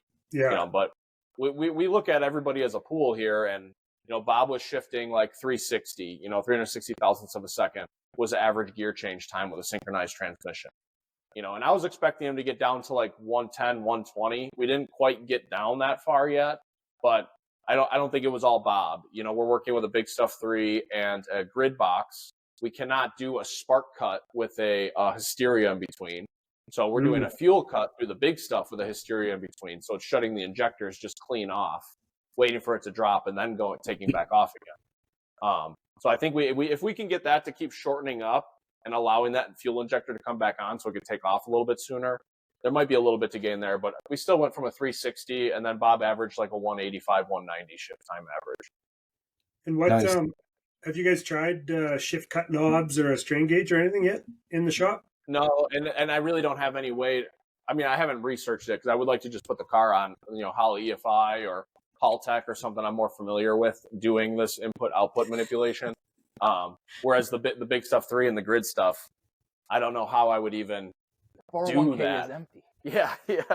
Yeah. So I don't know how I would do it, to activate it. So it's interesting what you're saying about the time for the shifts, because when I was just kicking the clutch with the faceplated trans, the quickest shifts I would see was a 225 was the quickest. And then since switching to the clutchless shifting, and I do a spark and fuel cut for the shifts, it's typically like 0.12 or 0.11. But the quickest I've ever seen was a 0.04 on the 3/4 shift. And I, honest to God, like it's done it a few times, and I'm like, that was either awesome or something broke. Because I'm like, did it even go into gear? Because it's so fast. But you can see it on the log. It's just like boom. Yeah. So, I mean, it's like straight up and down. I mean, it's like bang, here we go. yeah, I mean, I'll see like the rev limiter come on, and then it goes off, and then I just measure between the two, and on that one, it's like, I'm like, is that really a line? Zoom, zoom, zoom. Yeah, exactly. So yeah, And that's the thing I was learning is the pressure on the shifter that I couldn't, I mean, learning all these things, right? Don't touch the clutch. All right. We got to put pressure on the shifter. And the shifter, what shifter is it again? That's a tick. It's got a tick shifter now. And it's so stiff, right? I'm taking two hands to make sure it goes into first, because I had a third gear launch one time. So that was bad. So now I'm taking two hands and grabbing it, putting it first gear. And then just the memory of putting pressure on the shifter, so when the cut happens, it will go, and then being able to pull it. So a huge learning experience for with mine, all of six week. With a Mega Squirt, I use a motorcycle sequential shift, and I have a shift cut knob though, so I get a pick where I shift it. But I'm totally the opposite, Bob, and it's part of the reason I've thought about trying to hit through the RPM only for the consistency of the shifts. But right now I got to launch with my hands on the steering wheel, and then when I grab the shift cut knob, like it shifts, and you have half a second to get your hand off the shifter and not touch it until you're ready to shift again. Because if you're pulling on it still, it'll cut in half a second, and then you're like, well, it's not good. So retrain myself to do what you're doing. I don't know that I can do it. Yeah, well, it's not luckily Margaret had his girlfriend had GoPros on the car, because Bob would contest what is happening in the car. There's no way that happened. And I'm like, Bob, put the big stuff away. Don't open that laptop. It didn't happen that way. I was like, Bob, it's 60 foot at 140. I mean, it went 330 at 3.7. It was going to make the pass that we needed. What happened? I went to 2.3. It didn't do it. I'm like, you didn't do it. Like, roll the tape. Let's see. And you see his arm in there all lax on the second gear, and then it noses over for the shift cut, and he's like, "Oh, now I should try to shift it." And as you know, it's not going to go. Damn, all that data logging, that's the worst. Yeah. Throw them all away. We can just argue all day instead. Yeah, that's so funny. Even the third gear start, we're like, I don't know what happened. Maybe, we're thinking he set up the clutch. It was your clutch setting. You didn't have enough weight. No, we called him the clutch. You were talking to a guy and trying to get his, input. And it's like, I don't think he started in low gear. Maybe. Then we're looking at the video in car camera, and after I let out after probably too long in trying to go, you could see me pull it straight down into fourth gear, and I'm like, yeah, I guess I was in third gear, wasn't I? Like at the beginning of the pass, his other ones, you can see him struggling to get it over into first. Well, in this particular instance, he just well, there's no way that was first. Yeah, unless you ate your spinach all of a sudden. Kind of like having a TPS sensor not working, right, Rich? Yeah, I didn't mention this, but another change that I made before sick week was I actually put a low car gas pedal in the car. So the a stock 65 GTO has like these two knobs that stick out of the floor, and the pedal has two rubber pieces that engage it, and then it just pushes on an arm that rolls on the pedal. And I was continually blowing that thing off the ground. So I mounted one, I can't remember, from some Catalina or something, right to the arm, but it was really kind of close to the carpet. So I'm thinking, I can't be that bad, because I would I was thinking I was pushing all the way to the ground, and you'd get to the end and it'd be like 70% throttle for the path. So I will tell you, Bill, that the new gas pedal, mint. 100%. 100% TPS. Yep. 851 proves it. Yeah. Well, Bill, at least when you come around him, he can't use that excuse anymore. So remember this. No. Yeah. It's okay. It's all right. It's all good. I just, I'm going to have to call Turbos Direct here pretty soon. Yeah, So 102. Bob, what was your best pass of the week? I know you ran didn't you run 3 880s? Yeah, I did. Yeah. I think it was the very first. So it was our second pass on the first day. I think I spun the first one, so we had to come back around and make a pass. It was the last pass, 6 o'clock in the evening, an all-run session, and I went 880, 05, I think it was. Nice. My first 880, and the ticket people had left the booth, so I went through the scale at Orlando, right? And then I was like, all right, there's nobody here at the booth. And so I didn't have a ticket. And so we pull into my pit, and he's standing there, and he's like, "You got your time slip?" I'm like, "No, I don't know what I did." And I'm talking to cameras like, "It felt good. I think I shifted, no idea. I did everything." Yep. I didn't even know yet. And he told me, and I was like, so yeah, that was my PB, and the best actual time for the week. Yeah. So what were the incrementals? What were the incrementals on it? So what'd you run? What was your 60-foot? So I think on that night, I think we went 136, which was the best 60 all week. That's good. It was good. Averaging 140, and I know we don't want to be on here all night, but I got so many questions for you guys on what made you switch to radial, because we could not get it to stop paddling the tire in first gear. I mean, it was just it was going 880, and it would chatter at 20 feet in first gear. If I made a clutch adjustment, did you want to chatter the tire for the first 20 feet? Make a clutch adjustment? Do you want to chatter the tire for the last 20 feet? I mean, it was like I could just move where it would shake the tire is all I was doing. But yeah, that one went 136. It went, I don't remember what the 330 was. 8th mile was 571. Nice. And then, whatever happened after that. What was a mile an hour on your 8? What was a mile? 163. Oh, this just in, coming from the tower. Coming from our tower. We got 136.60, 377, 330, 571 to the 8th at 126. And then that finished it with an 880 with a 5 at 161.48, which we did not have all the ignition timing in it then. We eventually got it to pretty much average in the 163 range for the rest of the week. That's awesome. And since we couldn't get it to 60 any better than 140 the rest of the week, I wasn't really trying to get after it on the back half either. I'm like, if we could just keep going 140 and 880, which I said in the YouTube recap, I was like, our goal is to go 880 with a 140 60 foot and, give everybody a run for their money. And that's what he called the shot. Tried to. Yeah, because I thought 887. So I was really happy with the 880 flat. So day 3, weren't you guys neck and neck on day 3? Weren't you guys like within because you had a bad day one day. I think he actually leapfrogged us because I had to turn in a 956 at Bradenton. Yeah, that was not a good happy track for us. Yeah, so we started in 3rd. Dang radial prep. I think 2nd was in 3rd, and then it was after Bradenton, so it would have been going into day 3 we were in 4th. Yep, but it wasn't as close yet, and then we were still 4th going into Thursday by the 1 thou. Yep. And then we were one and done on Thursday. We went 880.06. And that one shattered the tire so hard. Sorry, Bob. Yep. That one shattered the tire so hard that when I was watching it from the starting line, I'm like, what just happened there? I'm recapping the play. Now, first I'm pumped up because I'm a hype man, right? And then I'm like, he shifted it 5 times or 4 times. Yeah. I'm like, there was 5 speeds in that pass. I'm like, he must have just pedaled it like an absolute boss when it started to spin the tire. So he comes around and that's where the exhaust blew out. And it blew the back of the elbow out. So like not even a weld failure. It literally just blew out the elbow on the first bend of the aluminum exhaust. Wow. The 2-step is a little aggressive, that's for sure. And, the flames. Love it.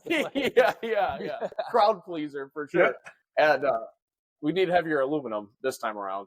So I was like, Bob, what did you pedal it? I'm like, that was amazing. He's like, No, no, that was me. I know. was me. I don't I really can't know take what credit for happened. it. He's like, something happened weird at first. Yeah. So, of course, reviewing the data log, it started to lose the tire at about 25 feet out. And it spun hard enough, to try to catch back up that it clipped the fuel cut limiter. That shut it off from 8,000 down to 6,000, which was enough for it, or 6,600. That was enough for it to re-grab the track, and it just took off like a bullet after that, So he kind of pedaled it, sort of. Yeah. Kinda. I kind of said this day. Oh yeah, I grabbed. Yeah. So he's like, it was ain't no thing. Yeah, what shocks are you running on that car? Got Viking Crusader rears, out of the box, I think AK valving. And then it has QA1 fronts that need to be changed for something else. They need to be updated. Yep. We couldn't really control the front end. We didn't really have any front end travel. And pretty much any time that we could get that front to get to every time it hit max travel, once again, it was almost like the clutch adjustment. It was like if the max travel was a little bit further out from slowing the shock down, once it hit the max travel, it would lose the rear tire. Yeah. So it was a combination of trying to figure out where that point is going to be and where's the clutch going to come in to see if we can get it to stop shaking the tire off. Rich taught me a lot, and I want him to talk about this, but because the first time you went to Sick Week, you were on a floppy tire, and then you went to radial. And everybody on a floppy, I guess, has trouble down there because it's radial prep. Yeah, that's what it kind of seemed like for us too. We were really struggling. And then if we tried to just put power in it, it's like we're talking to our guys back home, and I'm like, hey, I can't get it to the car should 60 foot like 130 like all day long. I mean, it was really disappointing to be at 140, but the difference is that he couldn't 60 foot it that fast before, and now this time all he had to do was this. Whereas when he got his 138s and some of his mid 140s, which his average 60 foot was like a 147 prior to the adjustable clutch, he's up there dancing with the clutch, and he was killing the pressure plates on these clutches because he would slip it so hard and so long that, okay, well, we'll take a 140 if we don't have to put a clutch in it every 7 passes. We'll settle with this for the week, but 6 summer we got to put Guido on notice that we're also coming for the 850 average here. And so you're running slick still, or you're on radials? We're still on a slick. We were just talking about that for 6 summer. Yeah. But I think it's probably a little bit too much to bite off right now. To redo torque boxes and weld in new suspension right now and go to a radial. So yeah, so I think we'll stay with the slick for now, and maybe Sick Week 25 will maybe got to be on a radial. And the only reason we want to change the torque boxes is they're in rough shape, So and I actually kind of learned some new things in between now and then where I thought that a radial would always be kind of harder on the torque boxes. But now after talking to a couple of guys, they're like, well, you kind of have to be soft with it. So you're not trying to get that tire to rotate. You don't have to launch it as hard because the tire's got to stick to the track, most importantly. So they're like, you might actually be surprised that you don't really damage as much stuff on the launch. Gear change might be something else, but I'm not really worried about it breaking too much on a gear change. I'll tell you, the first year I did the exact same thing on slicks. I was rattling the tires continually. And I think after talking to Roper, what's Roper's first name? Bill, you remember? With that Mustang, the yellow one? Yeah. Anyways, he basically said they have to run a slick, and they Randy Soper. Randy. He said they pump them up and turn them into radials.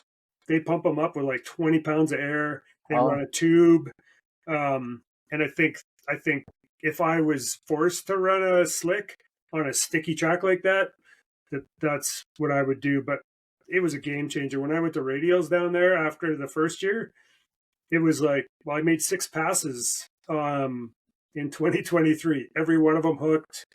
None of them spun. And you could see down track when, there was some good pictures of the car. That tire was holding on for all its life.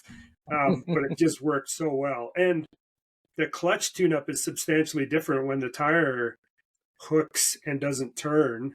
I don't think I had to loosen mine off, but I was slowly creeping up on tightening it up to try to get better 60 foots. Now my 60 foots aren't what your guys's are, but I think I ran 3 140 60 foots Never ran any of them out the back door, but Yeah. ran really good 60 foot 3 times. But that 142, that was the best one that I ran out the back. But I think you will And find it seems that like all the radio guys have a lot less base pressure than what we're running. Yeah, not that any of them seem to be an A/B comparison, but that is a common ground. Yeah, because my car is heavier, I have like 90 grams on it, but I basically pull all the counterweight off and give it like that much of a turn, just so the spring's not rattling in there. That's about it. Right. And it like the curve on my 142 60 foot was like this. There was it didn't pull the motor down at all.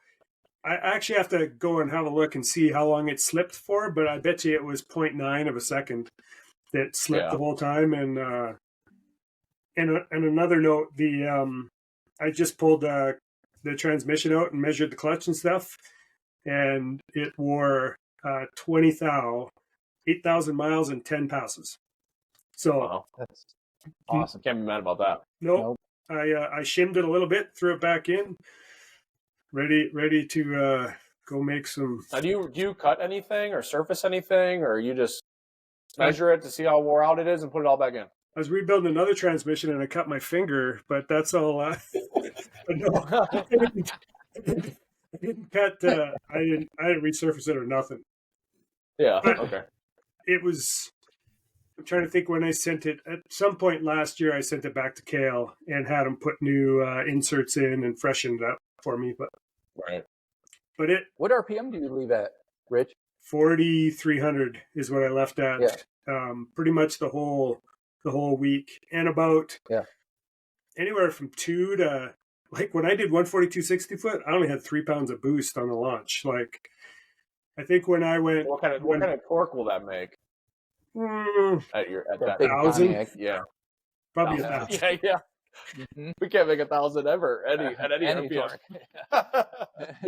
It actually is more. It's so much of a challenge. The thing makes so much freaking torque. I'd imagine that it's I figured that's why you ride the clutch so hard, because watching your car leave, it's like that he is heavily relying on the clutch for the 60 foot, a lot more than what I thought we were.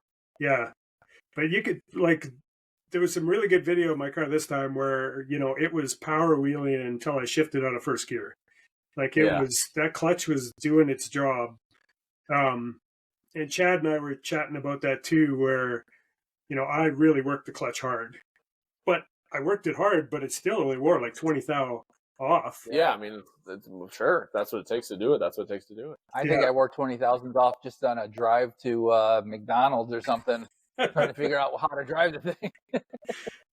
Well, the best part was after the first night of testing, when Bob was having trouble shifting it, I was like, well, I'll drive it to show you how to drive it on the street so it doesn't feel like a clatter box. And we're right in front of the hotel, I think we were. And I go, maybe we should see if I can get it to no lift shift right here. And then you can't say that you couldn't get it to shift. Sure, it went, and we were pulling one, it works two fine gear for me. I think we just woke up the whole town of Orlando or Bradenton at that point. It feels so good when it works. And right. Yeah. My brain works a lot better now that I don't touch the clutch. Yeah, I know when I first got mine set up for the no lift shift, I set it at like 4,000 RPM and did it a number of times on the street. And honestly, the 1.2 wasn't bad. It's the 2.3 in the beginning that I was like, oh God, here we go. Because I have money shifted it a few times. But it's only when I grab the stick like this. If I just palm it goes right into 3, no problem. But are you also on a tick shifter? Yeah, I am now. I didn't used to be, but yes, I think we're all 3 on a tick shifter.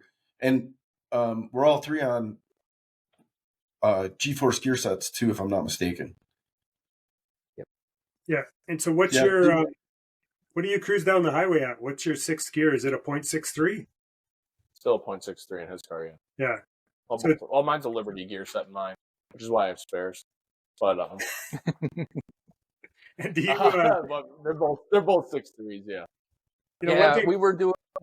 We cruised about 60, a little over 60, 65 at about 2,000 RPM. Were you taking the belt off or no? No. Bob likes the whooshy noises. Well, so do I. But I like whooshy noises. You I know. like the blower whine music.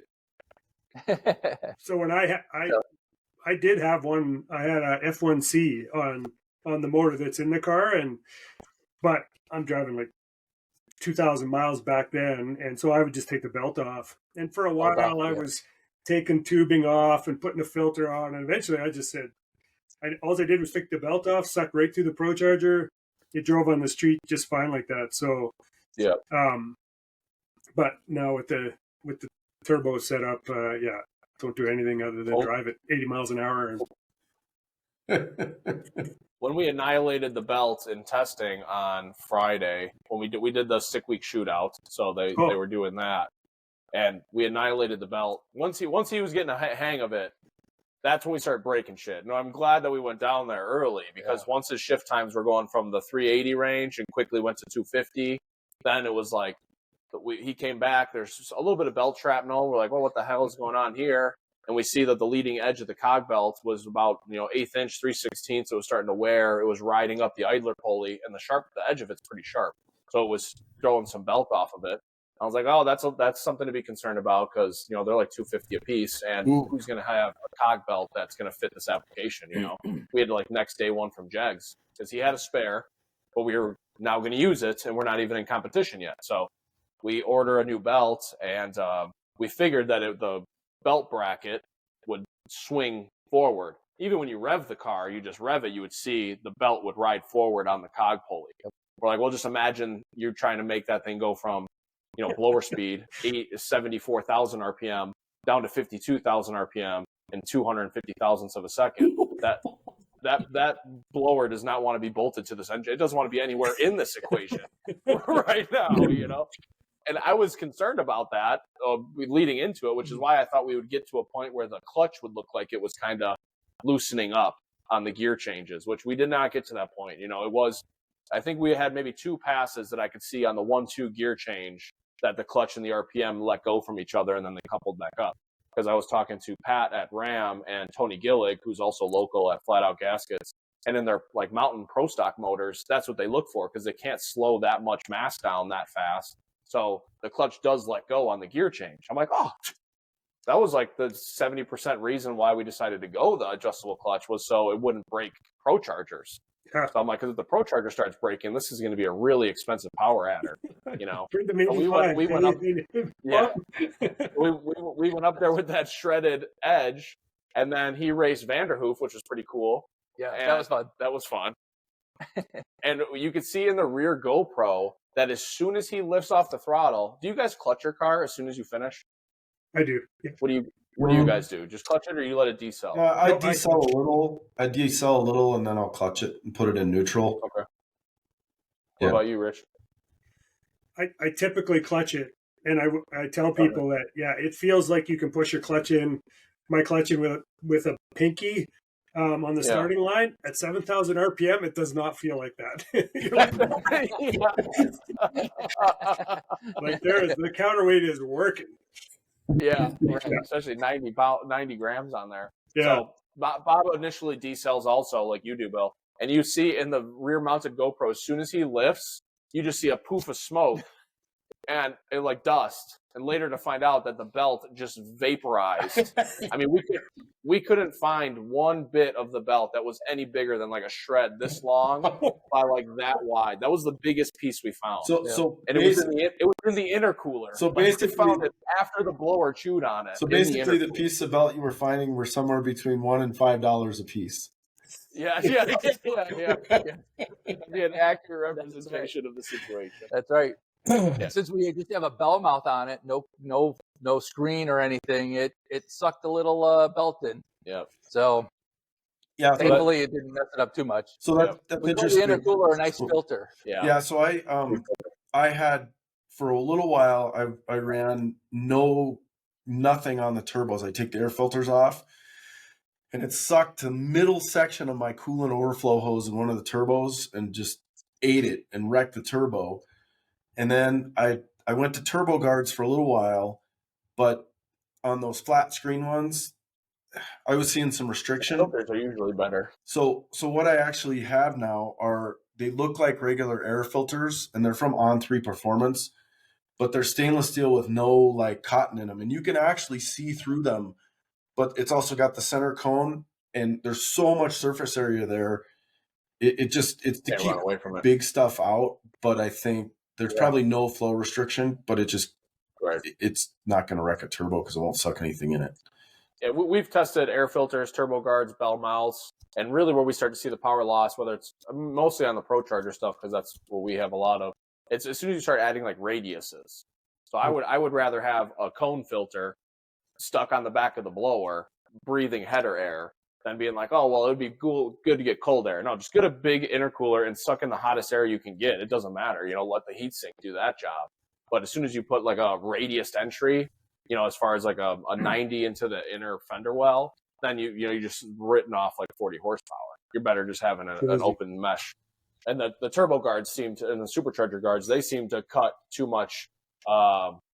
They cut too much surface area because you're only working with this much. And now you put a grid in that way. So to fix your bolt, you put on that fancy billet. Oh man, we went to Home Depot. He's sitting on the floor. Oh man, it starts with Home Depot. Quickly. Saturday morning, so that happened Friday night, our last pass of the night. We're like, oh, good thing it's the last pass. Yep, last pass Friday night. And then we went to Home Depot Saturday morning, got Harbor Freight. Don't forget about Harbor Freight. Yep, we needed some tools. Yeah, Harbor Freight and Home Depot, and got some eye hooks and what are those? Turnbuckle. And some steel, a cutoff wheel, and we just started making some shit. Vice. Yeah, yep. And then he engineered the coolest looking. I'm going to paint it up, or maybe send it in for some chrome dipping or something, and keep it because it did the job. I mean, you don't realize how, like you said, that belt walked, and obviously the brackets and everything on a ProCharger are so heavy duty, but as soon as we put that bracket on, and we'll send you some pictures, but and tighten it up, it stopped that belt from walking, and you just realize, wow, it moves that much. Yeah. So is it like an idler pulley you put on it? Is that kind of what you did? No, we built like a turnbuckle brace. So we took some angle iron, right? We matched a ProCharger's got like 4 bolts in the face on the outside because they make this product. Also, but it's fancy and billet. Ours is not so fancy and billet. Billet. Come on. Yeah, it looked billet. Yeah, I think Rich came over at one point. He goes, "Oh, that's billet right there." And I'm like, "I don't think it is." He goes, "It looks close enough." So, but it's basically a turnbuckle that's about this long, and it pulls from the head unit of the blower towards the strut tower. So we would preload it. Basically, all we did was once we had it built and we high-fived, then it was like, all right, we'll start it up. And we would rev it, watch the belt walk, put a half a turn of preload on it. Rev it, watch the belt move, put a half a turn of preload on it. Until we could just free rev it, and it would stay dead nut straight. And then we're like, well, that's our base setting. So now we'll go make a pass. And if it chews on that front edge, we'll just do another half a turn of preload until it stops doing belt damage. So the whole bracket was flexing. Is that what you're saying? Yeah. The whole ProCharger bracket. Yeah. Wow. It's basically trying to take the blower pulley and the crank pulley and bring them together. You know what I mean? Yeah.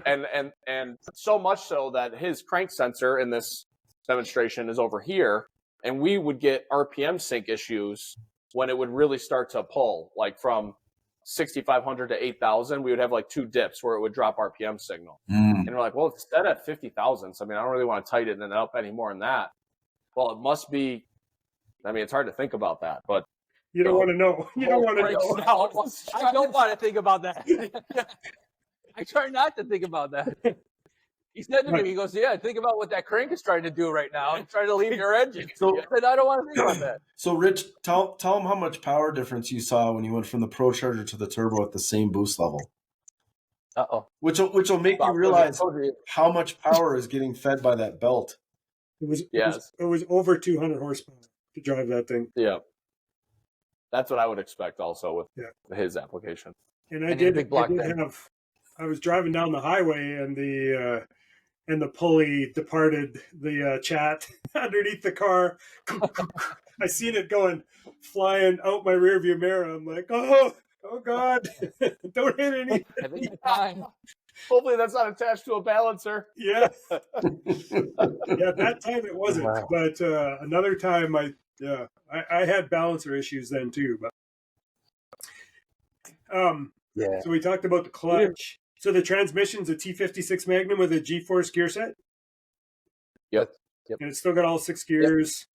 All Rear- 6 gears. Is the rear end stock what came with the car, or was that an independent rear originally? No, 95. 90. It's a 94, so it came with an $88 You still axle. have an 8.8 in it.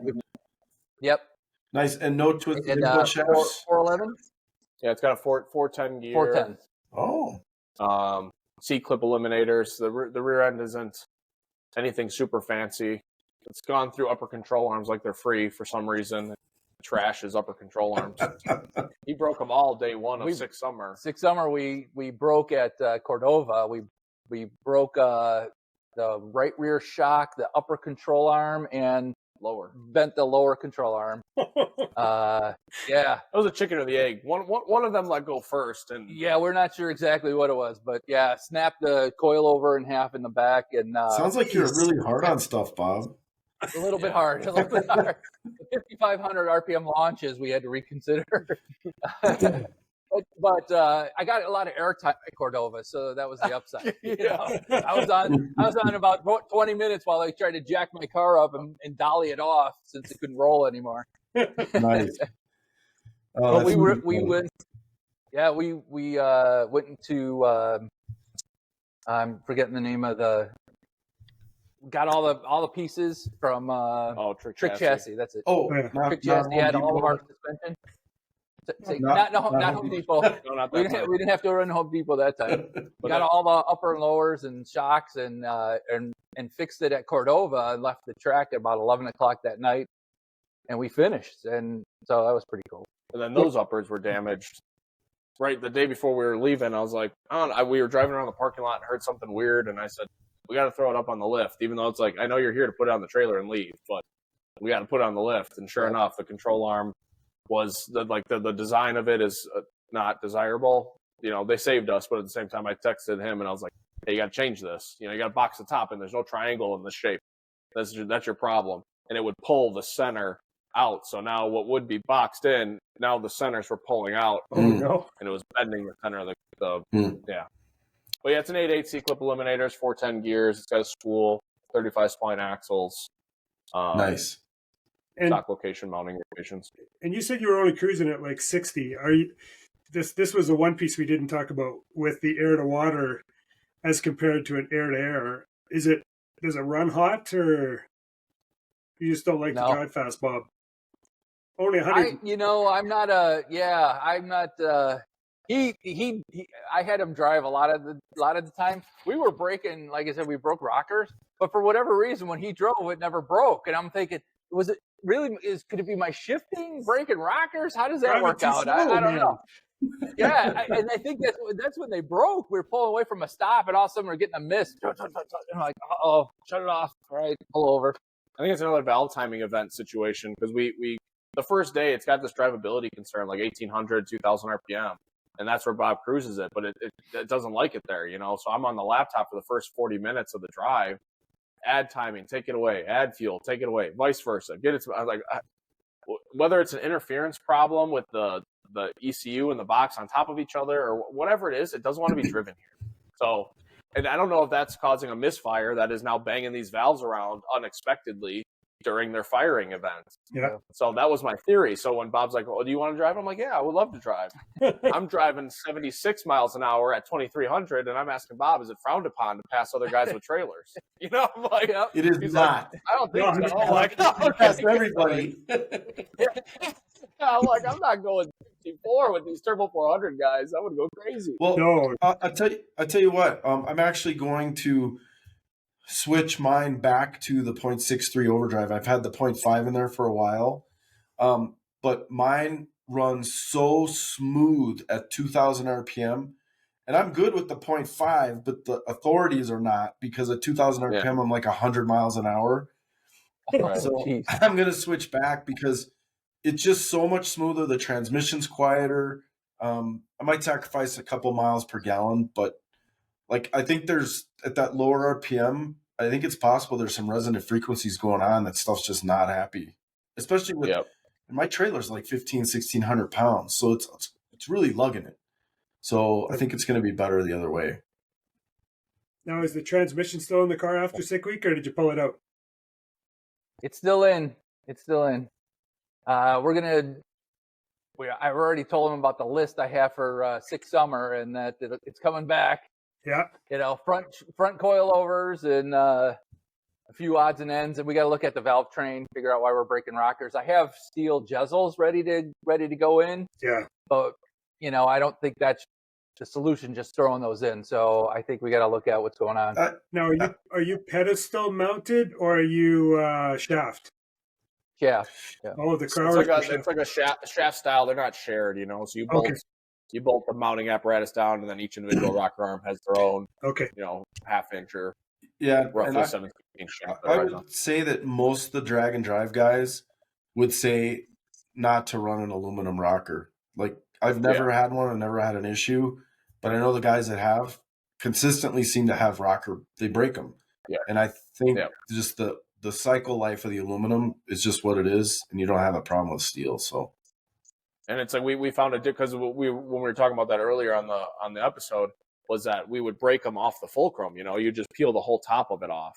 So it's basically like the pusher wants to open, the valve spring doesn't allow it to. It's too strong, and it just pops the whole top off. Now this time when we were driving it and it broke them with 200 pounds less spring pressure, it would break.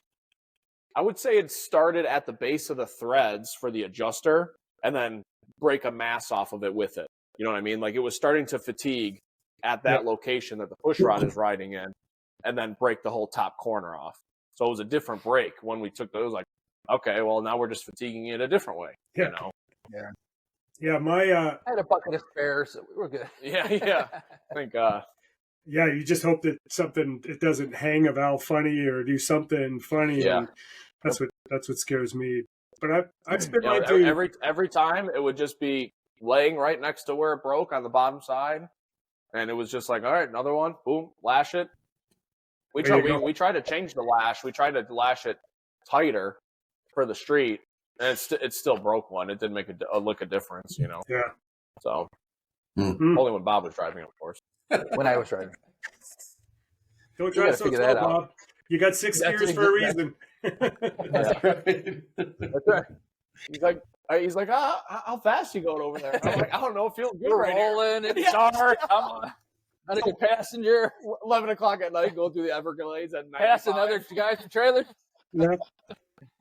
Stick shift life. We should literally have one of those neon signs in the window that we can put like stick shift life as we're blowing by everybody. But that's so fun. Right. That's awesome. Yeah. I like it. Chris Wozniak with patina at Red Firebird. He said in one interview recently, he's like, I think it was with Michael Narks, he's like, I have never in my life passed so many cars in one pass as when I was traveling with Guido and those guys.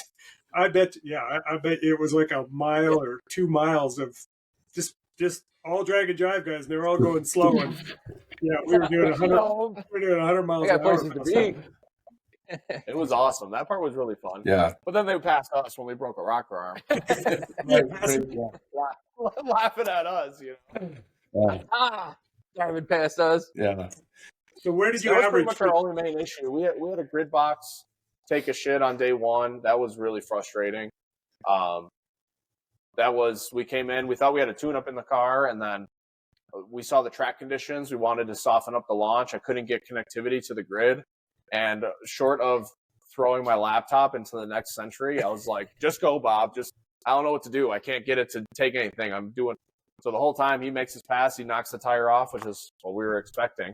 And come back around. Thank God someone had a trailer there because they had a grid box. Yeah, someone had it, saved us. Yeah. But I mean, we didn't even test on Sunday because we felt so good on Saturday. We made a small clutch change and a small tune-up change. We're like, all right, it's got an 880 in it now. You know, we're going to get after it. Saw the track conditions weren't there. We're like, all right, we'll just turn down the launch RPM a couple hundred to be safe. We couldn't. Monday during competition. And then the MSD. you couldn't connect to it. So. And you guys know, which is new to me. I'd never done this before. So when we didn't make it on a one and done on day one, it's a long freaking time before you get to make that second attempt. Oh yeah, especially day one. Number one recommendation is take it slow and then go fast. Yeah, because so many people break and oil down and things happen on day one. It was brutal. And everybody's there on day one. Yep. And everybody's there. Day two is not as many people. Day three is less, and it just keeps getting less and less as the week goes on. Yep. You really feel that. That was an experience too. It's like you're only on a 300-person island, and then 20 people drop off, and you're like, I didn't see that car here today. And you really kind of really can tell. It's weird. Yeah, that's so funny. Well, what was your average for the week? Where did you average? I averaged 9.0004. Oh, man. Yeah. So close, hey? So close. Wow. We got back in line Friday night. We were like, he put a 8.7 something. Go pass. for the gusto. Go for the gusto, and 5 feet off the line, just fun. So we weren't able to do it. So the 950 and the 9.0 were our downfalls. I had to turn in a 9.0 at where was it? Gainesville. Yeah. But and that was the other part. It's just a 957 at Bradenton. This is really the first time I was shooting for a number. I think even at Six Summer, there were so many fast cars, and I was like, all right, let's just not beat on the car so much. I had a number in mind during Six Summer, and I thought if I don't make that number, I'll get back in line. We'll go again. Here, I didn't think about it, but getting back in line right away would have been the best solution because you're sitting there and you make your pass and you go back to the pit and you're trying to figure it out. We're going to make another pass.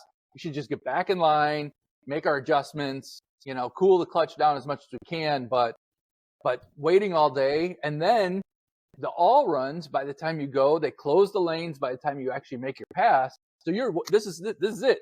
So now you really got to make it happen. Yeah. So, so we had a couple of those days. Yeah.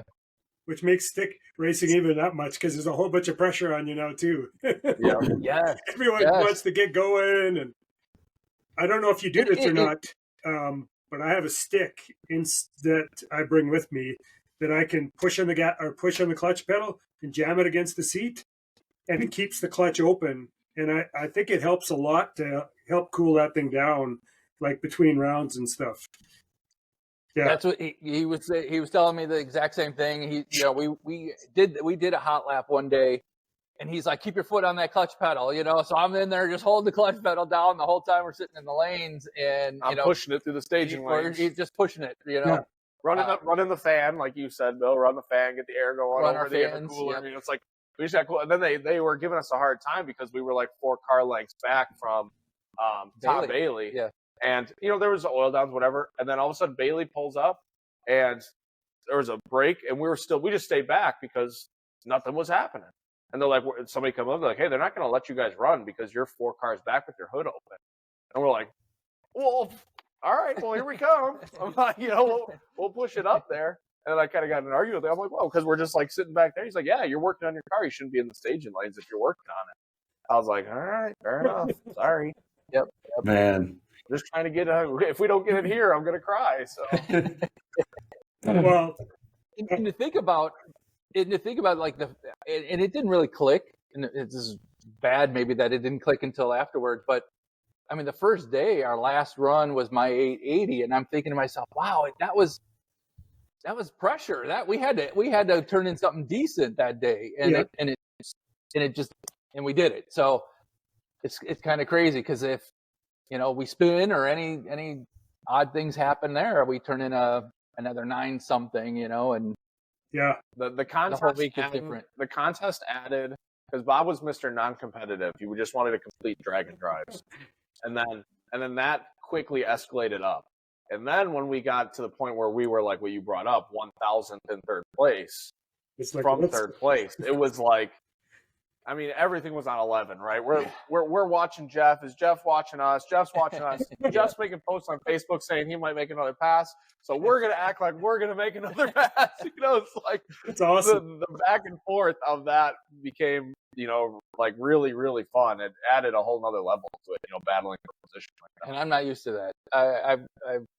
Yeah, like I said, I've always just been happy to be there kind of guy. And now I'm like, holy cow, we're right behind Rich Guido, and we're in the top 3 like we said we were. And Totally. I mean, luck, all of that stuff is luck as well, because some fast guys dropped out. But Rather be lucky than good sometimes. yeah. Yeah, I mean, I think Jeremy's a perfect example of that, right? Yeah. Where, I knew if Taylor Hedrick was there, or if Chad were there, if one of those guys finishes, there's a good chance they're going to be sub my cert. And, when Jeremy went 960, I was like, 960 at like probably 180 miles an hour, though. He actually went 10-0 at like some amazing mile an hour. And then he went out again and went 960. And I went and talked to him, and I'm like, what's going on, man? And he was having electronic issues, and then he never did get himself. Okay. He never left the first track. So then I was like, I might be top 3 now after all. And Right. You don't know who's going to show up or what problems you're going to have. But I will say, congratulations, dude. Like, going from not running an 8 to running 3 880s, and then you needed something else to shoot for. You got a 9 average. Now you definitely will have to get an 8 average next time. So absolutely. Like, well, at least we have something to shoot for the summer now. Yeah. So impressive. 850. So impressive for sure. Yeah. Thank you. So, Rich, do you want to? Should we dive into the TKO round? Yeah, we probably should. These guys will probably have to get home, or spend some more money so Bob can be on the Freedom 85 program like me. Nice. I'll go first if you want. Okay. This is first gear, if you can get it in, Bob. Yeah. First, and I guess we'll go Bob and then Nick. So, first car you owned or modified? My first car was a 73 Pontiac Granville. 455 engine, yeah Yeah, Pontiac. baby. I put the little red cherry bomb mufflers on it and an Obrock carburetor. I thought it was the shit, but that thing was a boat. And little do you know that Pontiacs don't like to rev very much. So that engine didn't last very long because I didn't know what I was doing. And Yeah. rods came through the block about a year into it. So yeah, Nice. that's my first car. How about you, Nick? My first car was a 96. I've been into cars. The Tramp that we have now, that was my dad's car when I got my first car. So, we've always had that one around and modified it. But my first car was a 96 Bronco, and that was what I had. I lift kit, big tires, stereo, got into a lot of wiring, doing stereo stuff, which was, looking back, very helpful in today.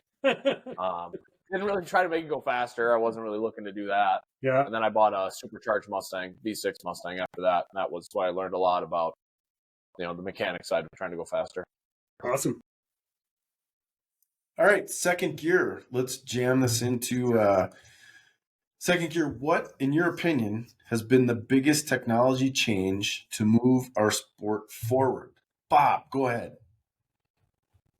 I think so I was kind of tossing this around a little bit, but I think it's a combination. I think valve train geometry, we talked about that a lot, but also the innovation in power adders, turbos and superchargers, even nitrous tuning and things like that. But the valve train and power adders, I mean, you have 3,000 horsepower pro mods driving on the street today because of what the technology gives us today. So that's where I'm at.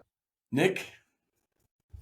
Well, we got that question. Bob and I obviously talked about all these, and I was like, I don't know. Everybody kind of seems like turbo technology and EFI, and I agree with both of those. But I'm going to go off the rim. I'm going to say that I think social media is technology advancement that has driven people in all parts of the country or world to drive towards a similar goal that you might not have ever known about had that technology not exist over the last 4 years. I mean, data sharing back and forth between people because of social media over the last few years has made the advancements almost necessary from these turbo and EFI manufacturers because data can get shared so easily now. Nick, that's awesome. I think you're the first person to say that, and I actually have to agree. I think that's a huge part of it. I haven't even considered.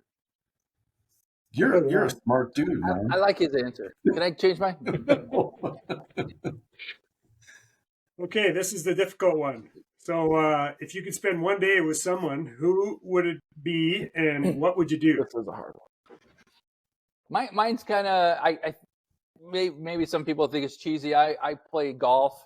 I used to play golf quite a bit. Can't afford it but anymore. I can't afford it anymore. There's no time.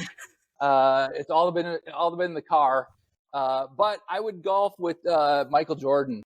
And just, and if I could have two, I'd add Tiger Woods to that and watch them just kind of go at it and bet $1 million on a putt and just kind of sit back and go, wow, this is pretty cool. That'd be pretty awesome, yeah. Nick? It's I don't know. I couldn't really think of a good answer for this because there's like so many different aspects of life that you'd want to try to pick somebody how they relate to it. But I think I'm going to go with the most realistic for me that I should do more often, which is just spend a day with my girlfriend, Danielle. She puts up with so much for us and how much time I put into the shop. I would just disconnect 100% completely, spend a day doing something with her for the day. Because I don't think she gets that ever. Yeah, we need to send her flowers. My girlfriend and I need to send her flowers because we feel bad how much time he's here, working on my car late before we, hey, we gotta get on the trailer. We gotta get to Florida. So yeah. Nice. All right, let's click it into fourth gear and really let the intake temps rise here. What influences you to build your car or cars? I don't. That was a hard question in that I kind of look at the question like is it a person that influences me? But it really is just inside. Like I've always liked cars. From a kid with my Matchbox cars and all that stuff, and then just watching other people that have cars. My brother had a Chevelle. A buddy of mine's got a Corvette. I lived vicariously through them for years.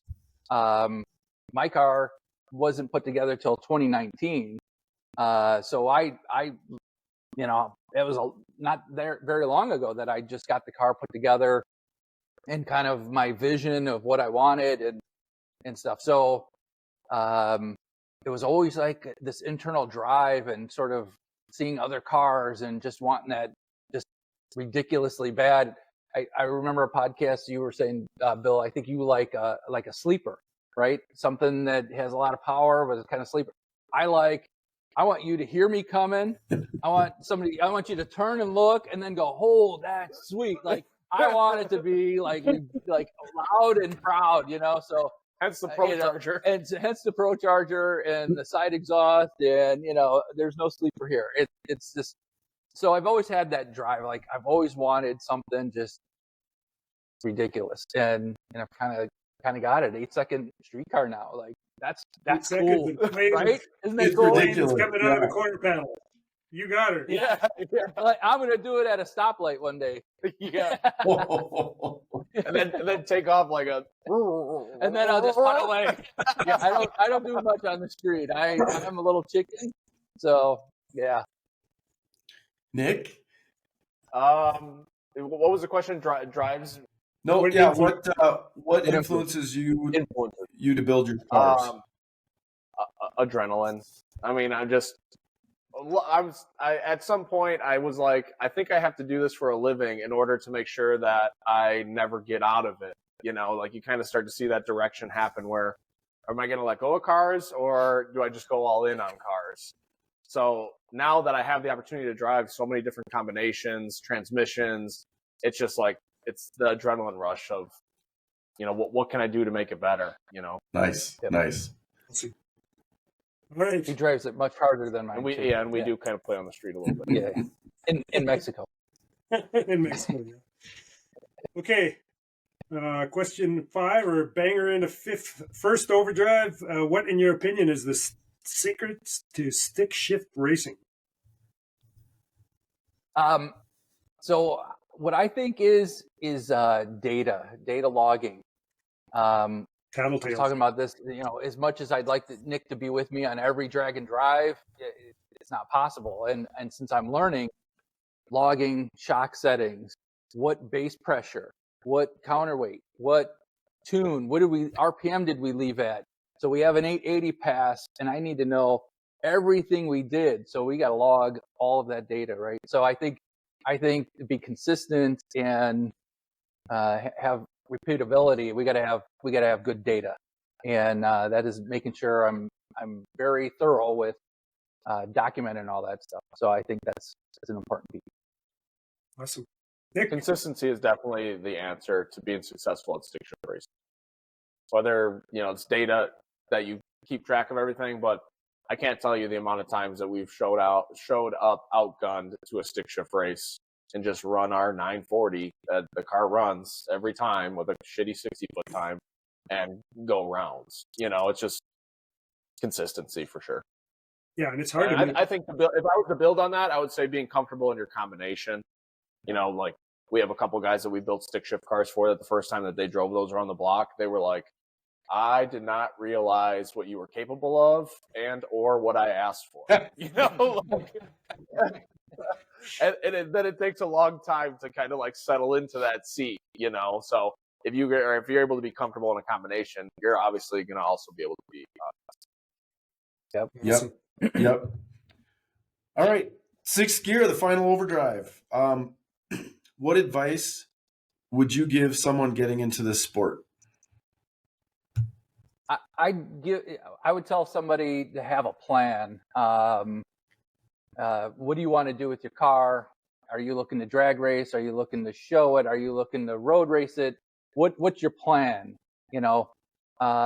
I spent a lot of money on the big shiny part as I built the car. I was like, oh, I could use that. That's really neat. And then we'd go to put it in. It doesn't fit. That doesn't go there because there's no room in this, engine bay for that. Okay, sell that piece. The big brakes and the 6-piston calipers and all this stuff. Well, those don't work very well on skinnies, front runners. And so you got to get rid of all that and start over again with the new brake package. So spent a lot of money just throwing the big shiny cool part at it and not having a plan. So I think having a plan, what you want to do with your car is big. Good. I think that my advice to everybody, we do some track rentals in our area. My advice is just go. You just got to get started. And it's like almost counterintuitive to the technological advancement of social media, setting the bar higher and you thinking, well, I can't compete with this or I'm not going to be any close to that. But none of that shit matters. You'll get there eventually. The biggest advice is go to your local racetrack, support your local racetrack, take your car down the racetrack, see what it's all about. And really test it out. Don't think that you need to jump into a 9-second street car right away. Taking your daily driver to the racetrack to see what it's all about is more important. Well, yeah. It's actually what I loved about your guys' little video. Like when Bob went 10s, he's stoked. When Bob went 8, he's stoked. Like there's every step along the way is a great. If you're going 1150s. And all of a sudden you go 1148. It's still a great accomplishment, right? And it gives you an adrenaline rush. And that pass happened at Sick Week 2022. Very first time. Never did a drag and drive. Never did anything in competition. My girlfriend and I said we're going to do a drag and drive, and I, oh, success! You got in. I'm like, oh, we got in. Now I got to get the car ready. Like it was. I went out to the garage and I had wheel studs in the back that looked like, they were all bent. And I was like, oh, we got to fix this. And now we got to fix that. We need tires, a little trailer. I mean, we bought everything from October to that February event. And then I go up, my very first pass, I double bulb, yellow Mustang, flames on the side. That's what we were just talking about earlier. Yeah, I forgot his name. Anyway, so up there, I accidentally double bulb them. So I put it in reverse to back out, and they dropped the light on me. And then it's a 1-second 60-foot. The starter's looking at me like, what are you doing? I'm like, I'm just all frazzled. So I go. And now I get back in line, and now I got to make this pass. It's the last one of the day, and and it was just the relief that I made the pass. I didn't mess up the guy next to me. It was my PB at the time, and so it was like all kinds of like, oh, relief. Now we can pack up and go. It was just Nice. yeah, but we just did it, and we actually finished that year. Stick shift 11th out of 33. There was 33 stick shift cars at the first 6 weeks. So yeah, 32 or 33, something like that. But and we finished, and it was such a cool feeling. That's awesome. So cool. Well, I want to thank Nick, Bob, both you guys. I want to thank you guys so much for coming on here tonight. Let me give out the whole wrap up shout out. Huge thanks to Stick Shift Nation for hosting this podcast. And of course, you can find Clutch Burners podcast on all the podcast platforms, including YouTube, if you want to look at our beautiful faces. And if you'd like to see the Clutch Burners podcast continue and grow, head over to stickracing.com, grab a Stick Shift Nation shirt, hat, or sticker. And of course, Clutch Burner shirts are on there as well. That's it. Oh, I think actually, and before, so plug your guys' social media too. Yes, of course. Sorry. Oh, go ahead, Bob. Mine's Bob Racing 1017, Instagram and Facebook. 1017. And then I am, the shop name is Streetcar Shenanigans Performance, and all of our social media is Streetcar Shenanigans. We have a small YouTube channel, our Instagram, and Facebook page as well that we keep everybody updated on the builds that we're doing. Awesome. Yeah, the whole intercooler discussion is on your. You got a good YouTube of all. Yep. I know I watched that before. Yep, our results and testing and everything. Yep. I was watching it before this week because I was like, "What's Bob doing there? And how fast is that thing going to be?" I gotta say, when you walked over and you're like, "Yeah, I watched that video," I was like, "Wow, that's really cool." That is cool. I caught Bob staring at you on the last day. I was like, Bob, change your tires. Change your tires. Hey, I got his autograph. Yeah. Awesome. And thank you guys so much for inviting Bob and I to be on here. This was super fun. Yeah, thank you so much. Well, you're welcome. We're glad to have you for sure. Yeah, when I mentioned to these guys, I'm like, we gotta get Bob on there. I said, there's a pretty good chance. Actually, I started to type it and then I stopped. And I said, but there's a pretty good chance he's gonna bring his tuner on with him because you guys and you're so much fun together. So it was he was messaging me when you texted him. He messaged me. I didn't see it. I had a family friend pass away, so he messaged me and then he called me and I'm like, I can't talk right now, you know. And then I walked away and I see the message that you said, hey, let's get you guys on here, and I'm like, no way, you know. It's like, so cool. That's awesome. Cool. I was in the garage cleaning the car for World of Wheels that I thought I was going to World of Wheels, so I'm got everything tore apart. That's why the car's not behind us. It's my garage with, you know, polishing and painting and trying to get the rust removed from driving it around, and you know, trailering it on an open trailer from Chicago. It's not doesn't do so well. So but anyway, so that's why it's not here. But but thank you so much. This is very cool. Yeah, it was awesome. Well, you guys are welcome. Hang on for a second, but should we wrap it here, Rich? Yeah, we'll call it. All right, thanks. Out.